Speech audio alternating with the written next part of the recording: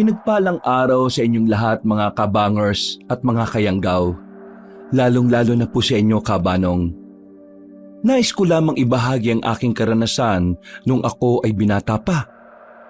Ang karanasan na ito ang siyang sumubok sa aming pagkatao. Lalong-lalo na sa aming mga pananaw. Ito rin ang nagpatunay sa akin na ang pagiging sakim ay walang maidudulot na maganda sa buhay ng kahit na sino. Dahil sa karanasan na ito, mas lalo kong naintindihan na ang lahat ng desisyon na ginagawa natin sa mundo ay may kapalit. Maaring maganda ang dulot nito sa atin at mas masama pa ay maaari din nating ikamatay. Ako po si Rico, ang sender na maghahatid ng kwento ngayong araw. At ito ang aking kwento. Bago po natin simulan ng kwentong handog ngayong gabi, kung maaari lang ay pindutin niyo muna ang subscribe button bilang suporta na rin sa ating channel. Bawat suporta na inyong ibibigay ay malaking tulong para may pagpatuloy ang paghahatid namin ng kwento. Maraming salamat po mga kabangers. Rico, naipasok mo na ba yung mga sinampay natin? Kanina patay. Kanina patay? Sinong patay?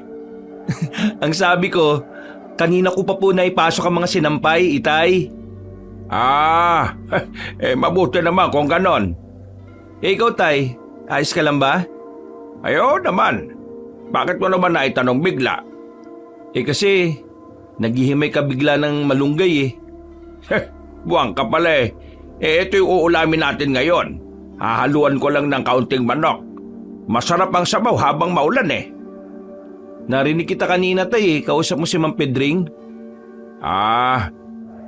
Hayaan mo na. Gano'n naman talaga ugali ng siyang yun eh. Huwag kayo maglala, Tay. Kapag nakahanap na ako ng trabaho, hindi ka na uutang sa siraulong yun. Ayos lang naman ako, Rico. Masaya na ako kasi sinasamahan mo ako sa pagtitinda ng asin natin. Ang kaso ngayon, medyo maulan ng mga nagdaang araw kaya ayan, ang hirap magbenta. Paano kung patusin ko na kaya yung inaalok sa akin na trabaho ni Ate Belen? Ay nako, tumigil ka. Hindi totoong magiging waterboy ka ron. Kapag nasa bayan ka na, mamanyakin ka lang ng babaeng yun. Alam mo naman na may gusto sa'yo yung dati pa, di ba? Hinihintay ka nga lang yata nun na nasa legal age ang edad mo eh. Sayang din naman eh. Maganda din naman si Ate Belen kahit na nanay na siya. Tumigil ka ha. Balanding babae yun. May asawang OFW yun sa Qatar. Papayag ka na lalandin ka ng isang yon? Magtinda ka na lang na asin kaysa maging kabit. Ang mabuti pa, kunin mo yung payong. Lumabas ka at mangutang ka muna ng cubes dun kila Piting. Hindi pala ako nakabili kanina eh. Pakamot-kamot na lang akong naglakad palabas sa bahay, Kabanong. Kinuha ko ang payong namin na gutay-gutay na. Sa hirap ng buhay, pati payong hindi na namin mapalitan. Nagtitiis na lang kami sa sira-sira. Kahit na nakapayong ako, ay nababasa pa rin ako. Pero wala akong magagawa kundi ang tiisin ng ganong sistema. O pre, anong sayo? Pwede bang makautang muna ng cubes? Panghalo lang sa malunggay namin. Wala na kasing pera, pre. Walang problema. Gusto mo, dalawa pa para mas malasa. Baliw. Wag na, ayos na isa. Oh, ayan. Okay na yan? Oo, okay na to. Salamat ah. Pre, kumusta AirPods mo? Okay naman siya. Bakit? Binatukan ni Ma'am Pedring yun eh. Kung tarantado lang ako, sinulsulan kong AirPods mo para labanan siya. Ano? Binatukan? Hindi ko yata nakita yun ah. Oo pre, naawa nga ako sa AirPods mo eh. Kasi kahit ginawa na yun sa kanya, nakangiti pa rin siya kay Ma'am Pedring. Ba't tarantado yun ah? Oo, baka naman gumawa ka pa ng gulo ha. Hindi. Pero sa susunod kapag nakita kong ginawa niya yun sa tatay ko, papangahan ko siya gamit ng talampakan ko. Ha? Paano yun? Sige na pre. Balik na ako, baka hinihintay na ako ni tatay eh. Ay pre, bukas kapag wala kang ginagawa, sama ka sa amin ha. Laro tayo basketball. Tumango na lang ako, kahit na alam ko naman sa sarili kong hindi ako makakasama sa kanila. Sa halip kasi na maglibang-libang ako, nilalaan ko na lang ang libreng oras ko sa paghahanap ng pera. Lalo na sa mga panahon na mahina ang tinda namin ng asin. Sabay kaming kumain ni tatay. Pinagtiyagaan na lang namin ng tig-isang maliit na pakpak na manok. Mas marami pa ang sabaw kaysa sa laman. Ganun palagi ang ginagawa namin para kahit papaano, marami pa rin kaming makain. Pagkatapos pumunta na lang ako sa maliit naming kusina. Naroon ang asin na ilalako sana namin kinabukasan. Pinagpahinga ko na si tatay. Ako na ang tumapos ng pagsasalok sa mga plastik. Dakong 12:00 na ako natapos, natulog na rin ako. Kinabukasan paggising ko, maulan-ulan pa rin, pero hindi na ganun kalakas. Kailangan ko lumabas noon para makapaglako ng asin. Masama ang pakiramdam ng tatay ko, kaya mag-isa ko lang na iroronda ang daladala kong asin. Hindi kasi kami pwedeng tumigil sa pagtitinda ng asin. Wala kaming makakain. Aling Fe, asin oh, masarap to. Kapag ginalo mo to sa niluluto mo, nakko, makakalimutan mong maalat to. Patawa-tawa na lang ang matanda, pero bumili rin naman siya. Dinadaan ko na lang din talaga sa kung ano-anong pautot para lang may bumili. Makalipas ang 1 oras, naubos na rin naman ang dala ko. Kakaunti lang din naman. Pauwi na sana ako nang mapadaan naman ako sa bahay nila Gary. Kababata namin ni Piteng. Nakita ko siyang nasa bakuran. Parang problemado. Sunod-sunod ang paghit-hit niya ng sigarilyo. Nilapitan ko siya para kumustahin. O pre, ano? Ayos ka lang? Uy, ikaw pala. Oo, ayos lang naman ako. Ano bang nangyari? Yung kapatid kong baliw eh.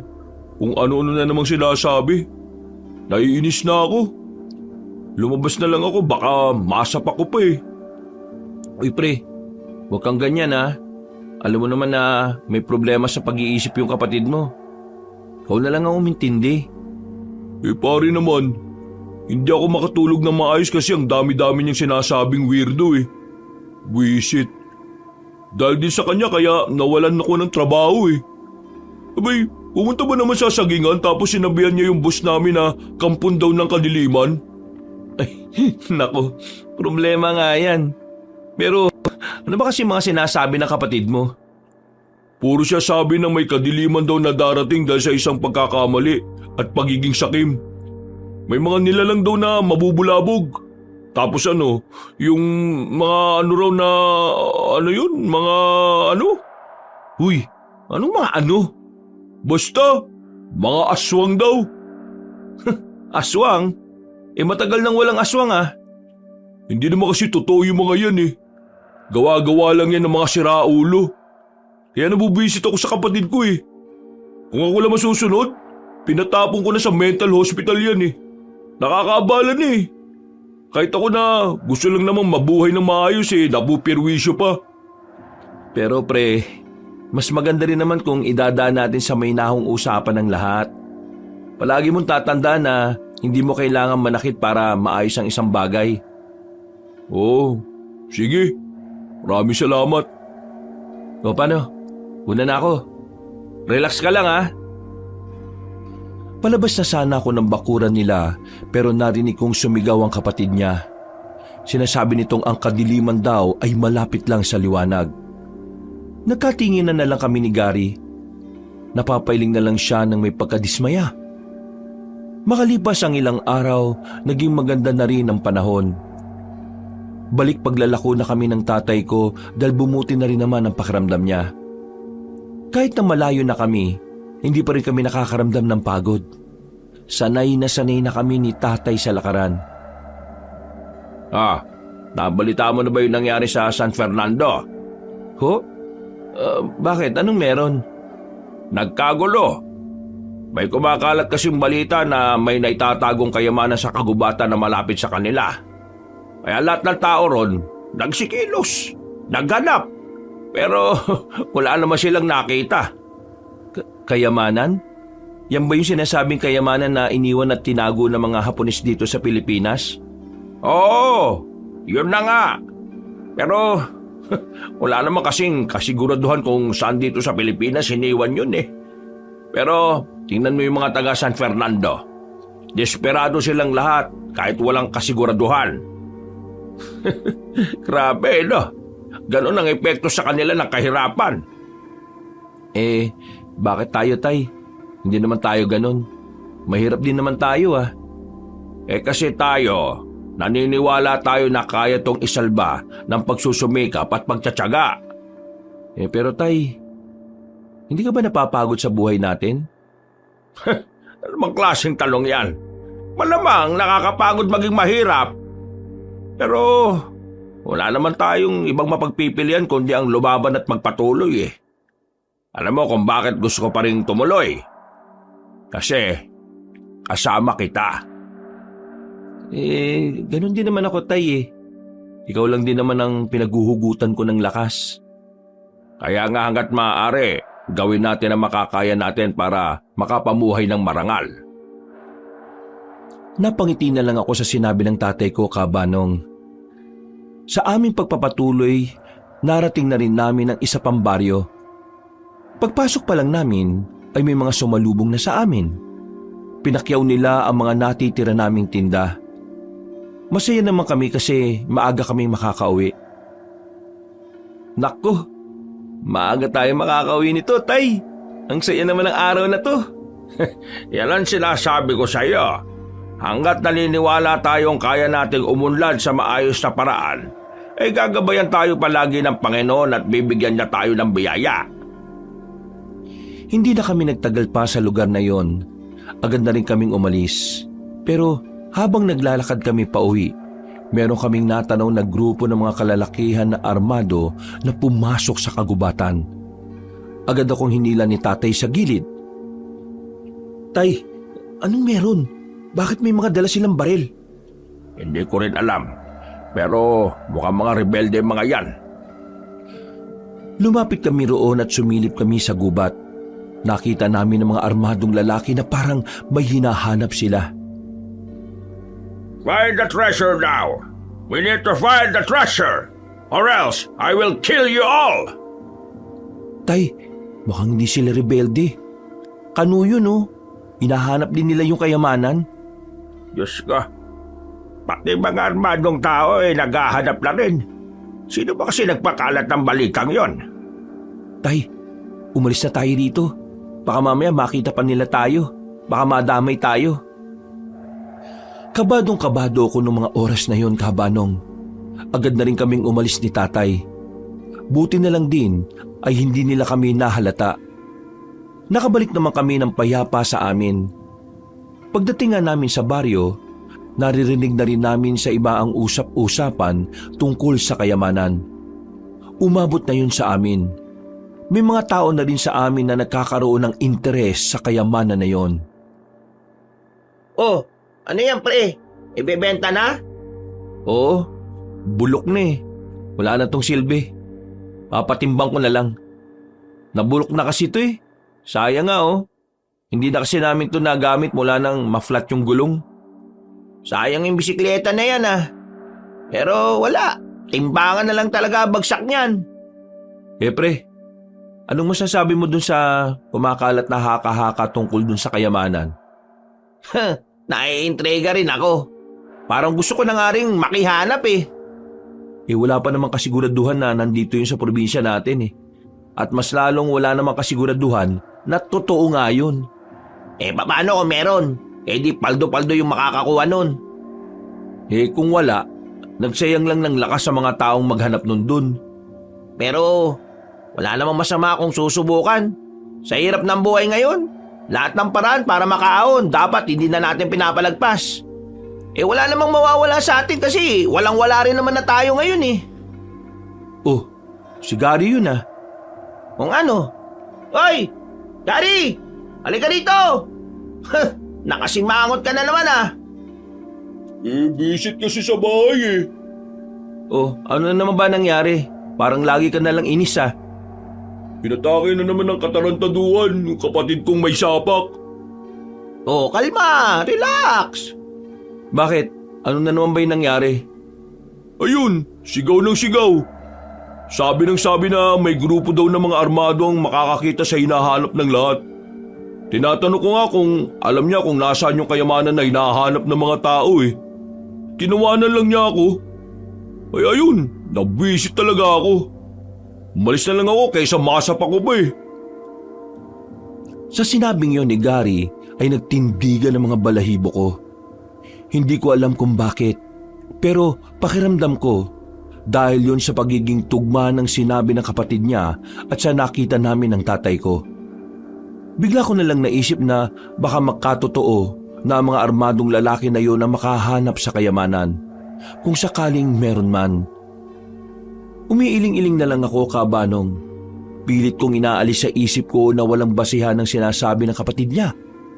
At nagkakataon lang din na merong armadong grupo na naghahanap sa kayamanan. Nang maging kalmado na si Gary, umalis na rin siya kasama si Piteng. Nilapitan naman ako ni tatay at inabutan ng kape. Iniisip ko pa rin ba yung nakita natin kanina? Ay, oo, tay eh. Pero narinig mo ba yung sinabi ni Gary kanina? Hindi. Ano ba yon? Yung kapatid niya raw kasi, yung may problema sa pag-iisip. Sinasabi na may armadong lalaki raw na makakahanap ng kayamanan. Eh di ba, meron tayong nakitang armadong grupo kanina. Hinahanap din nila yung kayamanan. Baka nagkataon lang. Alam mo naman, ang mga taong wala sa katinuan kung ano-ano lang ang sinasabi. Wala namang basihan yung sinabi niya eh. Minsan nga kapag dadadaan ako sa bahay nila, naririnig ko yung sinasabi ng kapatid niya. May babagsak daw na malaking bulalakaw sa barangay natin. Wala namang nabagsak ah. Kasi hindi naman talaga makatotohanan ng mga naiisip ng kagaya niya. Kaya kung ako sa kanila, dalhidan nila sa tamang pasilidad para naman matugunan yung pangangailangan ng kapatid niyang si Gary. Kasi, nako, lalong mababaliw ang taong yon kung nasa bahay nila at hindi naman naasikaso. Nakakaawa lang. Napabuntong hininga na lang si Papa. Napaisip din ako sa sinabi niya. Pinagpalagay ko na lang na baka nga nakakataon lang ang lahat. Sa mga sumunod pang araw, patuloy na namayagpag ang usapin tungkol sa iniwang kayamanan ng mga Hapon. Dumami na rin ang nakaroon ng interes, pero wala namang kahit na isa sa kanila ang nakakita sa hinahanap na yaman. Tubal ng benta ngayon, anak. Ay, nako, pahinga na kaya muna tayo rito. Oo, kaya nga tay eh. Nakakadalawang plastic pa lang tayo. Dahil pang laman itong bayong ko eh oh. Ako nga, natatay ako eh. Teka, saan ba pwedeng tumae rito? Naku, bawal dito sa labas tay. Doon oh, pasok tayo sa gubat. Doon ka maganap. Bilisan natin. Masakit na yung tiyan ko. Baka mamaya abutin pa ako dito sa salawal ko. Naku, nakakahiya. Agad kaming naglakad papasok ng gubat. Sakto na meron kaming natanaw na ilog. Umupo na si tatay sa likuran ng puno. Ako naman kumuha ng tubig na ipanghuhugas niya. Nang sumalok na ako ng tubig gamit ang sirang galon na nakita ko sa gilid, natanaw ko sa kabilang parte ng ilog ang mga armadong lalaki. Nagmamadali sila at base sa kilos nila, parang ang saya-saya nila.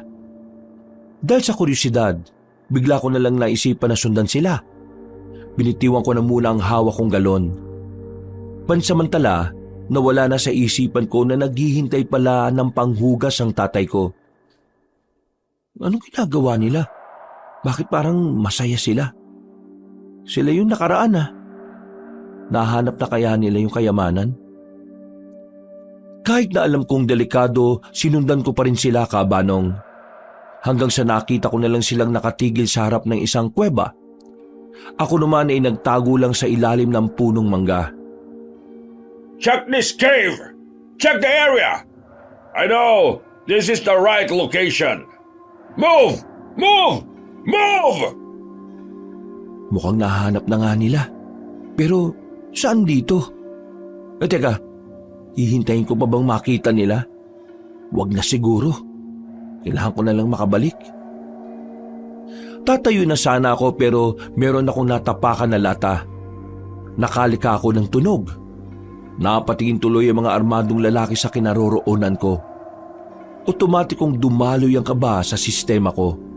At ang tanging nasa isip ko noon ay agad na umalis at iligtas ang sarili. What are you waiting for? Follow him! Buti na lang ay hindi nila ako binabaril ng mga sandaling yon. Kaya binilisan ko na lang ang pagtakbo. Nang mabalikan ko si tatay ay hindi pa rin siya nakakapaghugas. Wala ring malapad na dahon na pwede niyang magamit. Nasaan yung tubig? Kanina pa ako dito naghihintay sa'yo Isuot mo muna yung short mo, tay. Hinahabol ako eh. Wala pa akong hugas, buwang ka ba talaga? Mangangamoy ako nito. Nandiyan na sila eh. Tara na. Sino bang... Hindi ko na hinintay pang makapagsuot siya ng short. Dali-dali na kaming tumakbo palabas ng kagubatan na yon. Nang medyo makalayo na kami at makapagtago sa mga halamanan, nakita naming nilagpasan na rin nila kami. Nakahinga na rin ako ng maluwag, pero napatakip ako ng ilong nang maamoy ko si tatay. Ang pautoy! Sira ulo ka pala eh. Paano hindi ako magiging mabaho eh? Hindi naman ako nakapaghugas ng puwet. Teka, ano ba kasi nangyari? Bakit ka sinusundan ng mga yon? Nakita ko kasi silang pumasok sa kabilang parte ng gubat. Sinundan ko.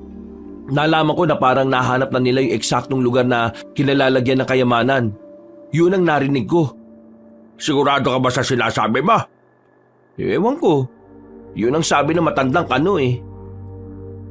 Pabayaan mo na sila. Ikaw para ka siraulo eh. Mapapahama ka pa sa ginagawa mo. Tingnan mo ako. Hindi ako nakapaghugas ng puwet. Paano ako uuwi nito ngayon? Hindi dito na lang kayo. Hahanapan na lang kita ng malapad na dahon. Baka naman kung saan ka pa magpunta niyan ha. Sasapukin ko na talaga yung mukha mo. Hindi na utay. Basta dito ka lang. Ang baho mo ni. Nakahanap naman ako ng malapad na dahon para kay tatay. Pagkatapos niyang mapunasan ng puwet niya, ay nagmamadali na rin kami makalis doon. Nakauwi naman kami ng maayos. Natulala na lang ako sa gilid dahil sa mga nangyari. Hindi pa rin mabura sa utak ko kung papaanong hinabol ako ng armadong lalaki. Habang nagmumuni-muni sa harapan ng bahay namin, nilapitan ako ni tatay at inabutan ng mainit na tableya. Ramdam ko na nag-aalala rin siya sa akin. Hindi na kasi ako makausap na maayos mula na makauwi kami. Iniisip mo pa rin ba yung kanina? Oo, tay eh. Natakot ako. Akala ko kanina katapusan ko na. Siguro sa susunod, hindi talaga dapat nagpapatalo sa kuryosidad eh, no?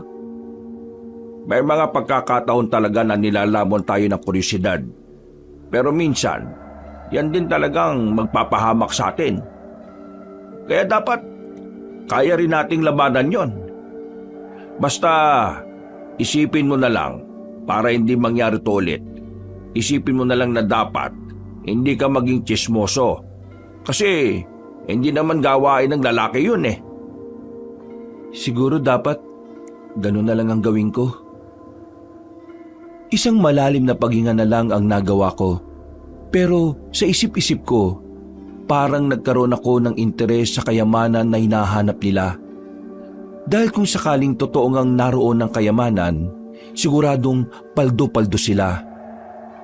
Sumapit ang gabi, hindi na ako nakatiis. Nakipagkita ko kay Piteng at Gary. Hindi ko na kaya pang itago ang nalalaman ko. Total, kaibigan ko naman sila. Naikwento ko sa kanila kung anuman ang natuklasan ko.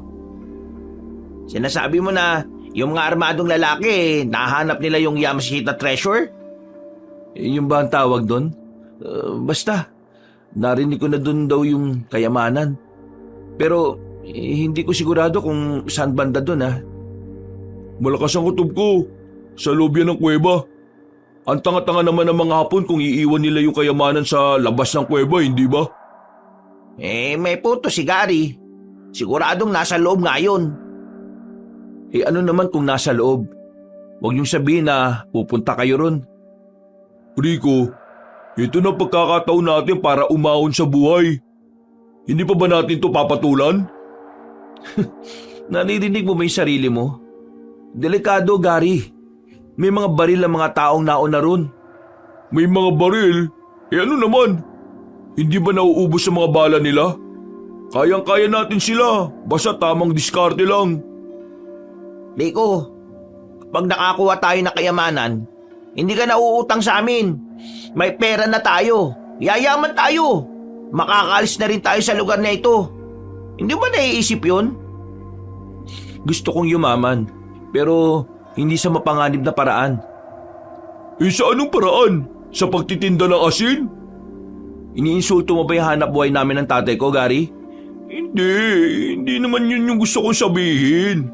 Ang sinasabi ko lang, walang yayaman sa pagbebenta ng asin. Walang ganun nga yun. Patapusin mo muna kasi ako. Salita ka ng salita Oo, tama na yan. Pag-aaway pa kayong dalawa Kung ikaw ayaw mong yumaman, pwes ibahin mo ako, Rico. Pagod na ako sa buhay kong to. Gusto ko na makaahon, no? Gusto ko na makaalis dito. Pupuntahan ko kung saan yun, bukas ng gabi. Kung talagang gusto nyo, sumama kayo sa akin. Pero bahala kayo kung ayaw nyo. Ako na lamang isang yayaman. Naglakad na palayo si Gary. Nung oras na yon, parang pinagsisisihan ko nang sinabi ko sa kanila ang lokasyon ng kuweba.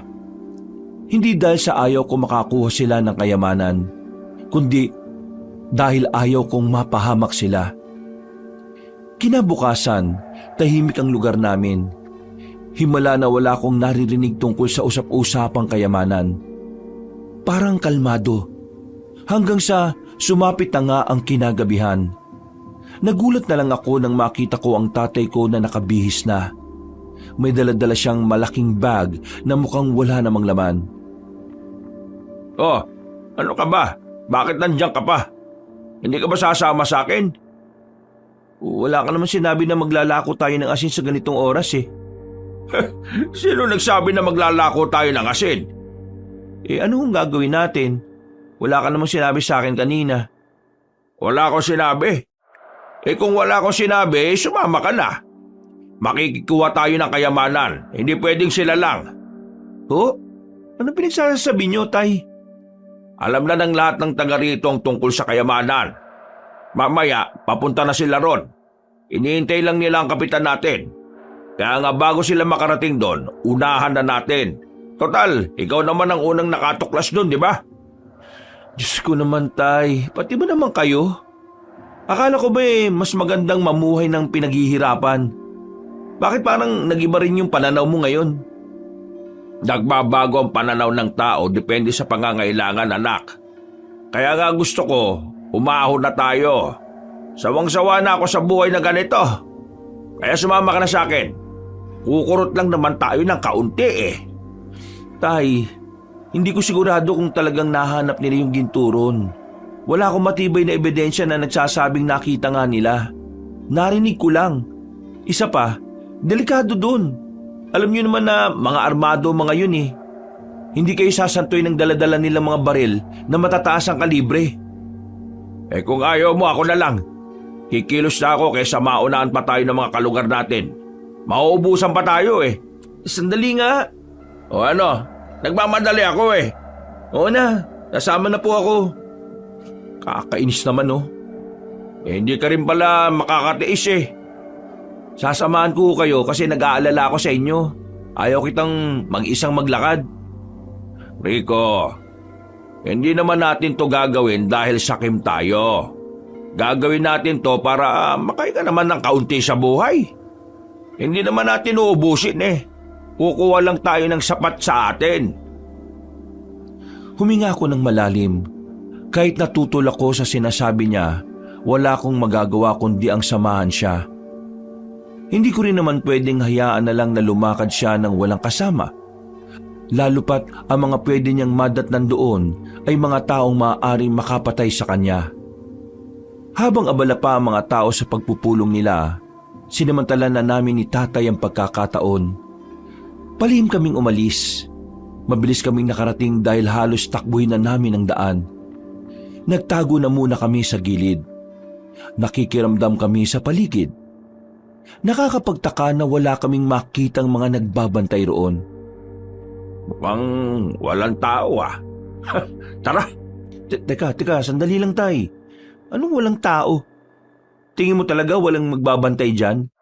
Baka nasa loob lang sila. Kaya magdaan-daan lang tayo. Tingnan mo nga tahimik. Bilisan natin. Hindi tayo pwedeng babagal-bagal kasi marami tayong kaagaw. Nauna nang lumabas si tatay. Kinabahan ako sa ginawa niya pero sumunod na lang din ako. Pagpasok namin sa loob ng kuweba ay binuksan namin ang daladala naming gasera. Nang magkaroon na ng liwanag, nakita na namin na malawak pala sa loob ng kuwebang yun. Maya-maya pa, napatago kami sa gilid ng merong kaming marinig na kaluskos. Pinatay namin ulit ang ilaw. Ang liwanag na lang na naroon ay ang mangilang-ilang gasera na nakadikit sa pader. May tao. Sumilip kami. Nakita namin ang matandang kano na gumagapang. Duguan siya. Hawak-hawak niya ang isang bag na parang mabigat. Hirap na hirap kasi siyang dalhin. Please, help me! There's a strange creature in this cave. Please, save me! What? What you say? A monster! He killed my man! Please, save me! Ha! I'm sorry, pero nandyan na yung sinasabi mo. Akin na yan! Nagulat ako sa ginawa ni tatay. Inago niya sa matandang kano ang bag. Pagtingin ni tatay sa laman, nanlaki ang mga mata niya at lumapad ang kanyang ngiti. Natameme na lang ako nung mga sandaling yon. Hindi ko inaasahan ang inasta ng tatay ko. Hindi kasi ganun ang pagkakakilala ko sa kanya. Parang madali na siyang binago ng pera. You will regret it! Isa ka na. Kailangan din namin to. Kesa naman mapunta sa masasama kagaya nyo, hindi ba? Tara, Rico, anak, umalis na tayo! No! Bago kami makalabas ng kuweba, napalingon pa kami sa matandang kano. Nakita na lang namin na merong dumating na isang lalaki. Malaki ang katawan, maskulado. Hindi namin alam kung anong ginawa ng misteryosong lalaki. Pero narinig na lang namin na dumadaing sa sakit ang matandang kano. Noong mga sandaling yun, nagmamadali na kaming tumakbo. Nang makalayo na kami, muling binuklat ni tatay ang malaking bag. Nalula kami sa nakita namin. Puro ginto nga ang nasa loob noon, kabanong. Meron ding mga alahas at diamante. Anak, yayaman na tayo. Makakalis na rin tayo sa lugar na ito. Tay, tama ba yung ginawa natin? Di ba parang ninakawan natin yung matandang kano kanina? Tapos inaya na lang din natin siyang paslangin ng kung anumang nilalang yun? Nawa ka sa taong mas masahol pa sa demonya ang kaluluwa. Masasama sila. Tayo hindi. Kailangan lang talaga natin ng pera. At hindi naman natin ito sosolohin eh. Palihim tayong magbibigay sa simbahan. Huwag sa barangay, kupal si kapitan eh. Gagamitin niya lang sa sugal yung donasyon natin. Pero tay, hindi naman atin ang kayamanan na yan. Dapat isurrender natin yan sa gobyerno kasi matagal lang pinag-aanap yan eh. Tumigil ka nga. Tingin mo magandang ideya yan. Kapag sa kanila ito mapunta, paghahatian lang to ng mga buhaya. Mas maiging nasa atin na ito. Para naman kahit minsan lang makaranas man lang tayo ng ginhawa. Tara na, umalis na tayo at baka maabutan pa tayo ng iba rito. Nagmamadali kaming nilisan ng lugar na yon, kabanong. Pag-uwi namin sa bahay ay agad na sinarado ni tatay ang lahat ng bintana at ang pintuan namin. Inilatag niya ang laman ng malaking bag sa kanyang papag. Hindi ako makapaniwala sa nakikita ko noon. Sa palabas ko lang kasi yun nakikita. Rico, tignan mo, magiging mayaman na talaga tayo. Ay, ang dami nito. Sa dami ng gintong nakalatag, isa lang ang pumukaw ng atensyon ko roon. Meron dun isang parang maliit na garapon. Ginto rin siya. Siya lang ang kakaiba kaya dinampot ko at nilagay ko sa altar namin. Hindi ko na muna binuksan. Nakatuon lang ang atensyon ko kay tatay. Sulit ang pagbubuhat natin dito kahit ang bigat. Ang dami naman oh. Oh, eto. Itatago ko na ang iba sa ilalim ng papag ko ha. Kuha ka na lang kapag... Ha? Ano yun? May kumakatok. Wag. Hayaan mo sila. Rico! Buksan mo itong pintuan! Kasama namin ang taong bayan! Nandito si Kapitan! Mag-usap tayo! Alam kong may tinatago kayo riyan! Wag mo silang pagbuksan. Pero Rico! Buksan mo to! Kapag hindi mo to binuksan, mapipilitan kami pumasok dyan! Sirahin namin itong pinto! iba na ang tono ng pananalita ni Gary, kaya kahit ayaw ng tatay ko, tumayo ko para pagbuksan sila. Bumungad sa akin si Gary at Piting. Kasama nila si Kapitan pati na rin ang mga kalugar namin. Ano bang problema, Gary? Rico, magkababata tayo. Pero hindi ko alam na gagantuin mo kami ni Piting. Pati ang mga kalugar natin. Ha? Teka, ano bang pinagsasabi mo? Pinuntahan namin yung kuweba, pero wala na kaming inabutan. Ang nakita lang namin doon, bakas ng dugo. Alam namin na kinuha nyo na yung ginto. Hindi kayo makakapagkaila sa amin. Meron kami nakita isa sa bakuran nyo eh. Hindi nyo yata napansin na nalaglag dito. Ito oh. Noong mga sandaling yun, kahabanong, alam kong wala na akong lusot, kaya hindi na ako nagdahilan pa. Napabuntong hininga na lang ako at napayuko. Mang Rene, lumabas na kayo dyan. Alam na namin na nasa inyo yung ginto. Hindi naman tama na kayo lang ang makikinabang. Kailangan natin paghati-hatian ng mga yan. Hindi naman namin to susuluhin eh. Ibabahagi namin talaga namin ito sa ating lahat. Kaya lang naman kami nagtatago dahil doon sa nakita naming nilalang. Hindi ba, Rika? Anong nilalang? Yung nakita niyong dugo yun na matandang kano na armado. Sabi niya sa amin, mayroong mabangis na nilalang ang lumaga sa kanyang mga kasama. Yung ginto na nakuha namin, nakuha lang din namin sa kanya. Tumakas na kami nung nakita namin ang mabangis na nilalang na yun. Kung ano man ang nilalang na sinasabi nyo, wala na tayong pakialam doon oh.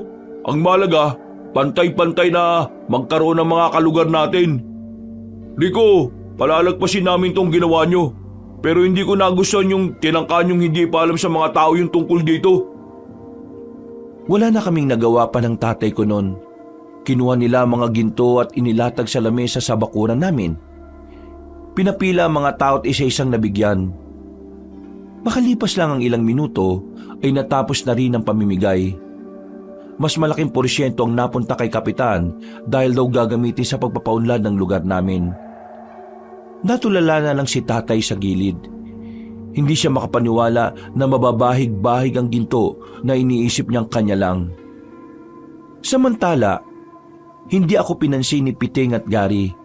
Lumabas sila ng bakuran namin nang hindi man lang ako tinitingnan. Wala na. Nasayang lang yung pinaghirapan natin. Anong nasayang lang? Meron pa rin naman tayong nakuha eh. Meron ka pa namang naitago sa ilalim ng papag mo, tay. Ano bang gusto nyo? Soloyin lahat? Ganyan ka na ba kasakim? Ay, bibig mo ha. Hindi ko gusto tabas ng dila mo ngayon. Totoo naman eh. Nang dahil sa ginto na yan, parang biglang nagbagong ugali nyo. Parang kinain nyo na lahat ng sinabi nyo noon na mas masarap mamuhay ng pinaghihirapan lahat ng gustong makuha. Pinaghirapan naman natin to ah. Ano pang inaangal mo? Nagbabago ka na nga talaga, tay. Hindi ako makapaniwala. Totoo nga talaga yung kasabihan, no? Na ang tao nagbabago dahil lang sa pera o kayamanan. Rico, anak. Alam mo, pasensya ka na ha. Alam kong masyado ako nagiging sakim sa yaman. Pero hindi mo ako masisisi. Mula pagkabata ko, hindi ako nakaranas ng masarap na buhay. Alam mo naman yun, hindi ba? Kaya sana, maintindihan mo ako ngayon. Kaya naman kitang intindihin, Tay eh. Ang gusto ko lang, sana naman huwag kayong magbago. O sige, pinapangako ko, hindi ako magbabago. Ako pa rin ang tatay mo. Isang malalim na paghinga na lang ang nagawa ko, Kabanong. Kumalman na rin ang kalooban ko. Pakiramdam ko noon, nagbalik na ang tatay ko. Humingi rin ako ng paumanhin sa kanya, kaya naging maayos na rin kaming dalawa. Kinabukasan, masaya ang buong baryo namin. Lahat ba naman ay paldo-paldo dahil sa ginto. Maingay, maraming nagkakantahan. Habang kami ni tatay, nasa bakuran lang. Hindi pa rin namin binibenta ang ginto sa bayan. Rico, anak, pasensya ka na ha. Dahil sa akin hindi ka na pinansin ng dalawa mong kaibigan. Kasalanan ko talaga yun eh. Naging sakim ako. Tay, ayos lang. Kakausapin ko na lang sila. Pagkatapos naming mananghalian ni tatay, lumabas ako ng bahay namin. Pinuntahan ko si Piteng at Gary. Sakto naman na nasa bilyaran silang dalawa. Nakita nila akong nasa labas kaya lumapit sila sa akin. Mga pre, gusto ko sana kayo makausap tungkol dun sa nangyari kagabi. Maniwala man kayo sa hindi ko talaga ginusto yun. Ayoko nga kunin yung kayamanan na yun pero si tatay ang mapilit Hindi ko naman siya pwedeng hayaan na mag-isa pumunta ron. Kaya sinamahan ko siya. Medyo nagtampo lang naman kami. Pero alam naman namin ni Gary na hindi ka naman sakim na tao. Siguro si Bang rin nasilaw lang. Mabuti na nga lang kagabi, pumayag siya na ibahagi na lang sa lahat Kilala ko kayo ng tatay mo. Hindi kayo sakim na tao. Pero minsan, may parte talaga ng buhay natin na babaguhin tayo ng sitwasyon. Kagabi, inis ako sa tatay mo. Pero naintindihan ko na lang din siya. Ganon din kasi ako minsan Maraming salamat at naunawaan niyo ako. Akala ko hindi niyo na ako kakausapin kahit na kailan Hinihintay ka lang din naman namin na lumapit. Hindi namin magagawa yun sa'yo, no? Sabay-sabay tayong nagpatuli tapos dahil lang sa kayamanan kakalimutan ka na namin. Hindi naman kami ganun. Pero pre, meron akong mas gustong malaman Ano yun? Sumama kayo sa akin sa bahay. Tara. Pagdating namin sa bahay nila Gary, ang tanging naroon lang ay ang isa pa niyang kapatid na nagbabantay kay Romer. Ang kapatid naman niyang may problema sa pag-iisip. Hindi ko alam kung bakit dinala kami ni Gary sa mismong silid ng kapatid niya. Pero nang makita ko ang drawing ni Romer sa mga pader, dito na ako kinilabutan. Kaya kita isinama rito, Rico, kasi may gusto akong itanong sa'yo. Kagabi pag uwi ko, tong si Romer, bigla-bigla na lang nagsalita. Sabi niya, isang dayuhan daw ang pinaslang na mabangis na nilalang. Tapos, may mag-ama raw na dumating para kunin yung kayamanan. Yung mga sinabi niya, tugma sa nangyari kagabi. Tugma sa kwento ninyo. Ngayon, gusto ko lang malaman, yung mga nasa drawing niya, ganyan na ganyan ba yung itsura ng nilalang na nakita niyo sa kuweba? Yan kasi ang sinasabi ni Romer na kampo ng kadiliman Biglang namahoy sampalat ko sa sobrang kabaka-banong. Huminga na muna ako ng malalim. Napapikit pa ako nang balikan ko sa alaala ko ang itsura ng nilalang na yon. Oo pre, ganyan na ganyan nga. Pero ang nakakapagtaka pre, paano nalaman ni Romer yun? Totoo nga sabi ni Lola nung bago siya mamatay.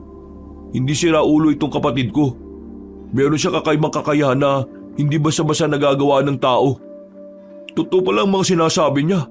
Hindi siya nag-iimbento lang. Pero, masasabi niya ba sa atin kung anong nilalang na naroon? Meron siyang sinasabi sa akin noon na hindi ko pinapaniwalaan. Paulit-ulit kasi. Pero ang sabi niya noon, aswang daw. Ha? Aswang? Aswang yung nakita namin ni tatay? Sabihin na natin na aswang. Pero anong ginagawa niya sa kuweba kung saan naroon yung ginto? Hindi naman talaga ito yung ginto na iniwan ng mga Hapon? Sinasabi mo bang yung gintong pinagati-hatian natin pagmamay-ari ng aswang na yon? Hindi ko alam. Pero mga pre, masama ang kutob ko. Paano kung balikan tayo ng aswang na yon? Huwag ka matakot. Marami tayo, no? Nag-iisa lang yun. Kung sakali mang dumayong aswang na yun sa lugar natin, wala rin namang magagawa yun Sabihin na kaya natin sa mga kalugar natin para alam din nila na Huwag. Magdudulot lang tayo ng taranta sa mga narito. Pabayaan na lang muna natin sila na ma-enjoy yung buhay nila. At isa pa, kailangan muna natin makasiguro na tama ang hinala natin. hinala na alin? Na aswang nga may-ari ng mga ginto? Oo. Nagkakatinginan kaming tatlo. Baka sa mukha namin ang pag-aalala at pangamba. Kahit hindi nila sabihin, alam kong kinakabahan na rin sila. Pero pinilit na lang namin na kalimutan ang bagay na yon. Sa mga sumunod na araw, naging maayos naman ang buhay naming lahat. Walang kahit na anong nangyayaring masama.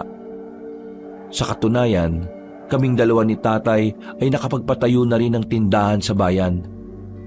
Meron kami mga kinausap na tao para magbantay doon.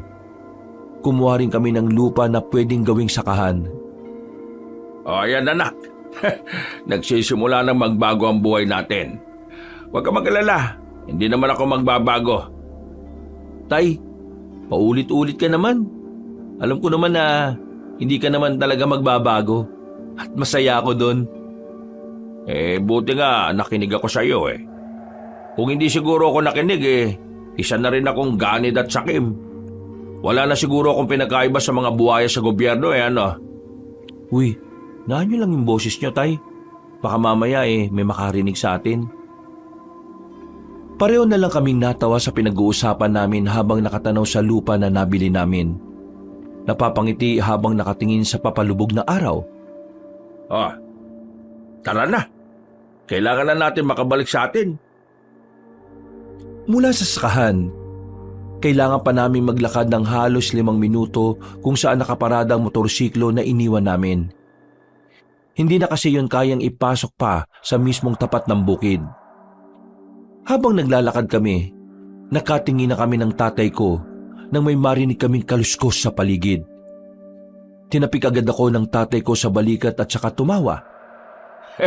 Nakakainom mo ng kape yan anak Kaunting kaluskos, kabado ka na kaagad. Kalma. Baka mga bayawak lang yan. Tara na. Para makauwi na tayo. Hindi na ako tumugon. Binilisan na lang namin ang paglalakad hanggang sa makarating na kami sa pinagparadahan ng motorsiklo namin. Nang makabalik na kami sa baryo, sinalubong ako ni Piteng. Pinauna ko na si tatay habang ako ay kinausap pa ako ng kaibigan ko. Bakit? May problema ba? Bakit ganyan ang itsura ng pagmumukha mo? Pre, naalala mo yung sinabi ni Romer nung nakaraan? Yung nandun tayo? Nitong nakaraan lang. Oo naman. Bakit? Di ba ang sabi niya, meron daw mamamatay. At yung mamamatay daw na yon, isa sa mga nakakuha ng ginto galing doon sa kuweba. Pre, may namatay na kanina. Si Mang Tobong. Natagpo ang walang buhay sa ilog. Lasog-lasog yung katawan niya, pre. Tingin ko, nangyayari na yung kinakatakutan natin. Parang binabalikan na tayo ng nilalang na nandun sa kuweba. Teka. Kalma lang Baka naman may ibang gumawa nun kay Mang Tobong. Huwag tayo basta-basta mag-isip ng kung ano-ano kung wala pang nangyayaring investigasyon. Si Gary, nasaan? Andun, sa kanila. Binabantayan yung ano pa yung sasabihin ng kapatid niya. O sige, mauna ka na dun. Uwi muna ako sa amin. Magpapaalam lang ako kay tatay. Nagmamadaling umalis si Piteng. Ako naman ay aminadong kinabahan din sa nalaman ko. Pag-uwi ko naman sa bahay, napadako ang tingin ko sa altar. Saka ko lang naalala na meron pala akong inilagay na parang garpo na ginto doon. Sa pag-iisip na baka may kumuha noon na ibang tao, kinuha ko yon at inilagay sa ilalim ng papag ko. Tay, Pupunta lang ako kina Gary May pag-uusapan lang kami. Ay siya, sige. Pero huwag ka naman masyado magtagal doon ha. Kasi mamaya maghahapunan na tayo. Pagdating ko kina Gary, inabutan ko sila sa bakuran nila. Naghahasa ng itak si Gary. O pre, para saan yan? Nasabi ko na kay Piting, susubukan kong puntahan yung nasa kuweba. Ha? Buwan ka ba pre? Nung laban mo ron, aswang yun. Tsaka, bakit ba bigla ka na lang makakaisip ng ganyan? Parang dati lang hindi ka naman naniniwala sa mga aswang Sa mga nangyayari ngayon, kumbinsido na akong totoo mga salot na aswang na yan. Kaya hindi na ako magsasayang ng oras. Kaysa unahan niya kami, uunahan ko na siya. Alam mo ba kung anong bagong pangitain ni Romer? Bago? Bakit? Merong bago? Ano? May mamamatay ulit. Pero sinabi niya na malapit lang dito sa atin. Pero pre, delikado. Kung nakita mo lang yung aswang na yon, talagang kikilabutan ka. Wala akong pakialam. Kailangan mamatay siya bago pa siya makaperwisyo. Kung magsabi kaya tayo kay Kapitan para makahingi tayo ng backup. Kupal si Kapitan Wala siyang pakialam. May mga nagpaabot na rin ng balita sa kanya tungkol sa nangyari kay Mang Tobong. Pero hindi siya naniniwalang aswang ang gumawa nun Wala akong aasahan sa siraulong yun. Dapat pala hindi na natin hinatian ng ginto yung kapitan natin Dami-dami pa napunta sa kanya. Wala rin naman palang kwenta. Ano, nasama ba kayo? Kung hindi naman ayos lang din naman sa akin. Hindi naman ako namimilit Rico, sasama ako. Hindi pwedeng hayaan na lang kita na lumakad na mag-isa dun. O sige, sasama na rin ako. Kung napipilitan ka lang, wag na Kaya na namin. Hindi, sasama talaga ako. Gusto ko rin makita ulit yung nilalang na yun Kung ganun, tara. Handang-handa na itong mga gamit ko. Meron pa ako dito. 45. Sabog ang ulo ng aswang na yun. Kalat ang utak nung pag nakita ko yun. Pagkatapos namin magapunan ni tatay, lumabas ako sa bahay para sumama sa dalawa kong kaibigan. Kinakabahan ako noon, Kabanong. Sa buong buhay ko, yun ang unang pagkakataon na haharap kami sa isang nilalang na hindi namin alam kung kakayanin ba naming paslangin. Tanging tapang lang ang daladala namin at ilang sandata. Wala kami sapat na kaalaman kung papaano yun matatalo. Buti naman pinayagan ka ni Mang Rene. Anong pinayagan? Hindi ako nagpaalam. Wala kami kasalanan dyan kapag nag-aalit airpat mo ikaw Piting. Sinong bantay doon sa tindahan nyo? Bakit sa mama? Sinarado ko na yung tindahan. May ginto na ako Ilang minuto pa ang nakalipas, natanaw na rin namin ang kuweba. Pinatay na rin namin ang daladala naming lampara. Pinakiramdaman na muna namin ang paligid. Nasa 5 minuto muna kaming nagmasid at nanatili sa kinalalagyan namin. Nang masiguro namin kami lang ang naroon, marahan kaming lumabas at lumapit sa kuweba. Saka na namin binuksan ulit ang lampara. Habang naglalakad kami papasok sa loob, narinig namin na may mabibigat na yabag ng paa. Kaya naman, agad-agad din kaming tumakbo palabas. Nagtago kami ulit. Hindi nagtagal, nakita na rin namin ang isang lalaki na matangkad. Nakamaong lang na pantalon at walang pang itaas. Maskulado ang katawan niya. Mahaba ang buhok nito. Patay ka sa aking aswang ka. Inilabas na ni Gary ang kanyang baril. Hindi na siya nagsayang ng oras. Pinagbababaril niya ang aswang na yon. Pero sa kasamaang palad, hindi naman niya yon tinamaan kahit na isa. Mabilis na nakailag ang lalaking aswang. Sa bilis ng kilos ng aswang ay hindi na namin nalaman kung saan yun nakapagtago. Nawala! Pambira ka naman pre Ang daming putok ni isa walang tumama. Kita niyo naman, di ba? Ang bilis niya. Hindi normal yung bilis niya Maganda kayo. Baka mamaya nandyan lang siya sa paligid. Nakatutok lang ang baril ni Gary sa kung saan-saan. Nakikiramdam kami. Wala kaming makitang aswang sa paligid pero alam naming nasa tabi-tabi lang siya. Nagulat na lang kami nang biglang hablutin ng aswang ang baril. Mabilis kaming nagtago. Kami naman ang pinagbababaril noon. Kalaunan, naubos din ang bala. Matapang namang lumabas si Gary kahit ang hawak lang niya ay mahabang itak. Lumabas ka dyan! Papatayin kita! Hindi ka na makakaperwisyo ng ibang tao sa labas! Huwag mo na ngamunin, pre. Pambira ka naman, oh. Naririnig niyo ba yung pre? Parang galit na galit siya. Huwag kayong matakot. Mas lalo lang siyang magkakaroon ng lakas ng loob kapag naging duwag tayo. Gary! Hindi na namin namalayan na nasa gilid na pala ang lalaking aswang. Madilim kasi sa bandang yun kaya hindi na rin namin nabantayan. Nahila ng aswang si Gary. Sinubukan niyang tagain yon pero wala rin namang nagawa ang itak niya. Pumaibabaw ang aswang sa kanya. Kami naman ay sinubukan ding umatake sa aswang pero masyado siyang malakas. Nasipa lang kami sa gilid kaya agad kaming bumalandra. Pero may kakaibang nangyari. Nakita na lang namin na natataranta ng umalis ang aswang habang may tama na ng palaso sa balikat. Hindi na yung pumasok ng kuweba. Hindi nyo na dapat inamo ng isang aswang lalo na kung wala naman kayong alam kung paano siya papaslangin. Sino kayo? Lumapit siya sa amin. Tinutukan namin siya ng ilaw para makilala ang mukha niya. Matanda na siya, pero malakas pa ang pangangatawan.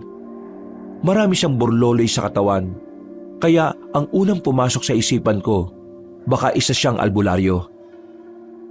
Liit mong aswang ang kinakalaban nyo. Hindi nyo siya kakayanin. Kung hindi ako dumating, siguradong wala na kayong tatlo. Eh di salamat. Sino kayo? Sabihin nyo. Isa akong albularyo. Trabaho kong hanapin ang mga aswang na yan at paslangin. Mga aswang? Marami sila? Oo. At yung aswang kanina, isa lang yon. Baka maraming aswang sa kuweba na yan. Diyos ko naman. Wala. Wala nang aswang sa loob. Nararamdaman ko. Nararamdaman? May kapangyarihan ka ba? Para maniwala kayong wala nang ang mga aswang sa loob. Sumama kayo sa akin, papasok ako. Nauna nang naglakad ang matandang lalaki.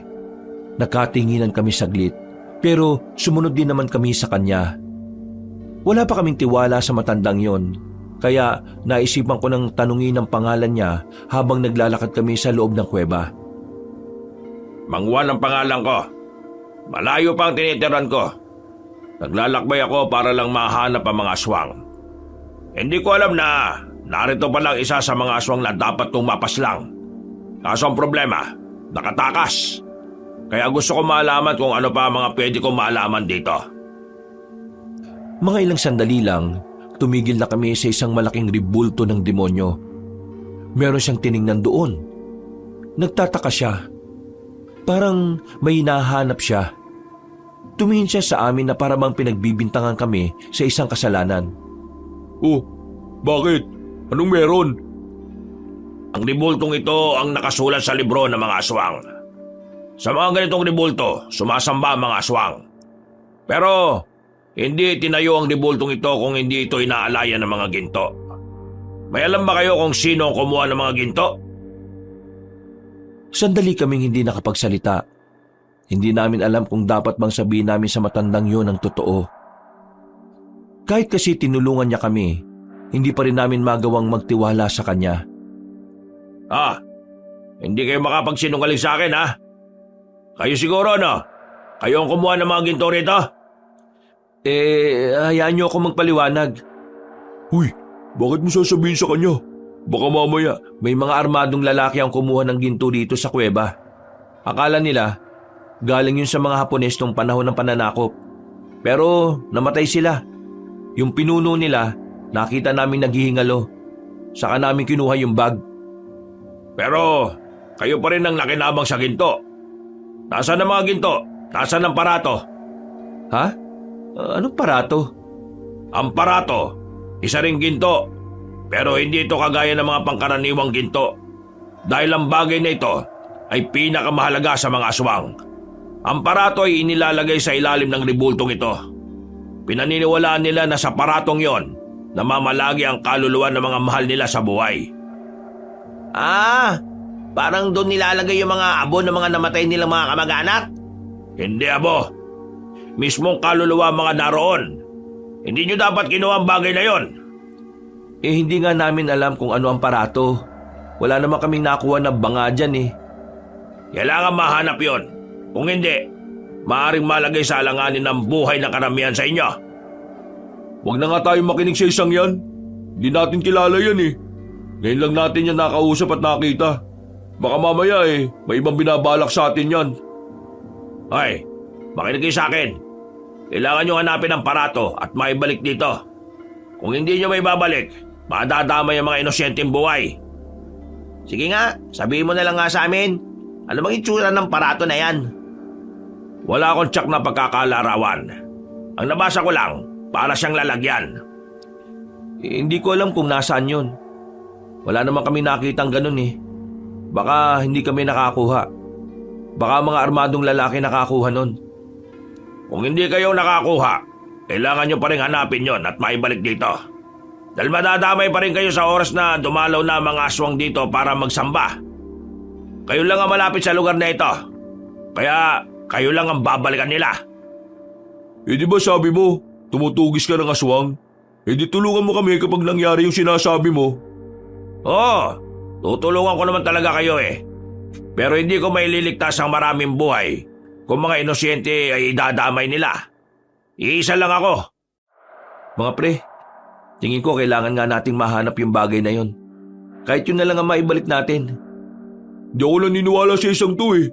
Baka mamaya, sinasabi niya lang yun para magkaroon siya ng parte sa mga ginto.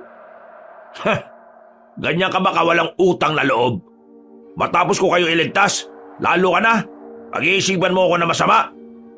Gano'n naman talaga ang mga masasamang tao, di ba?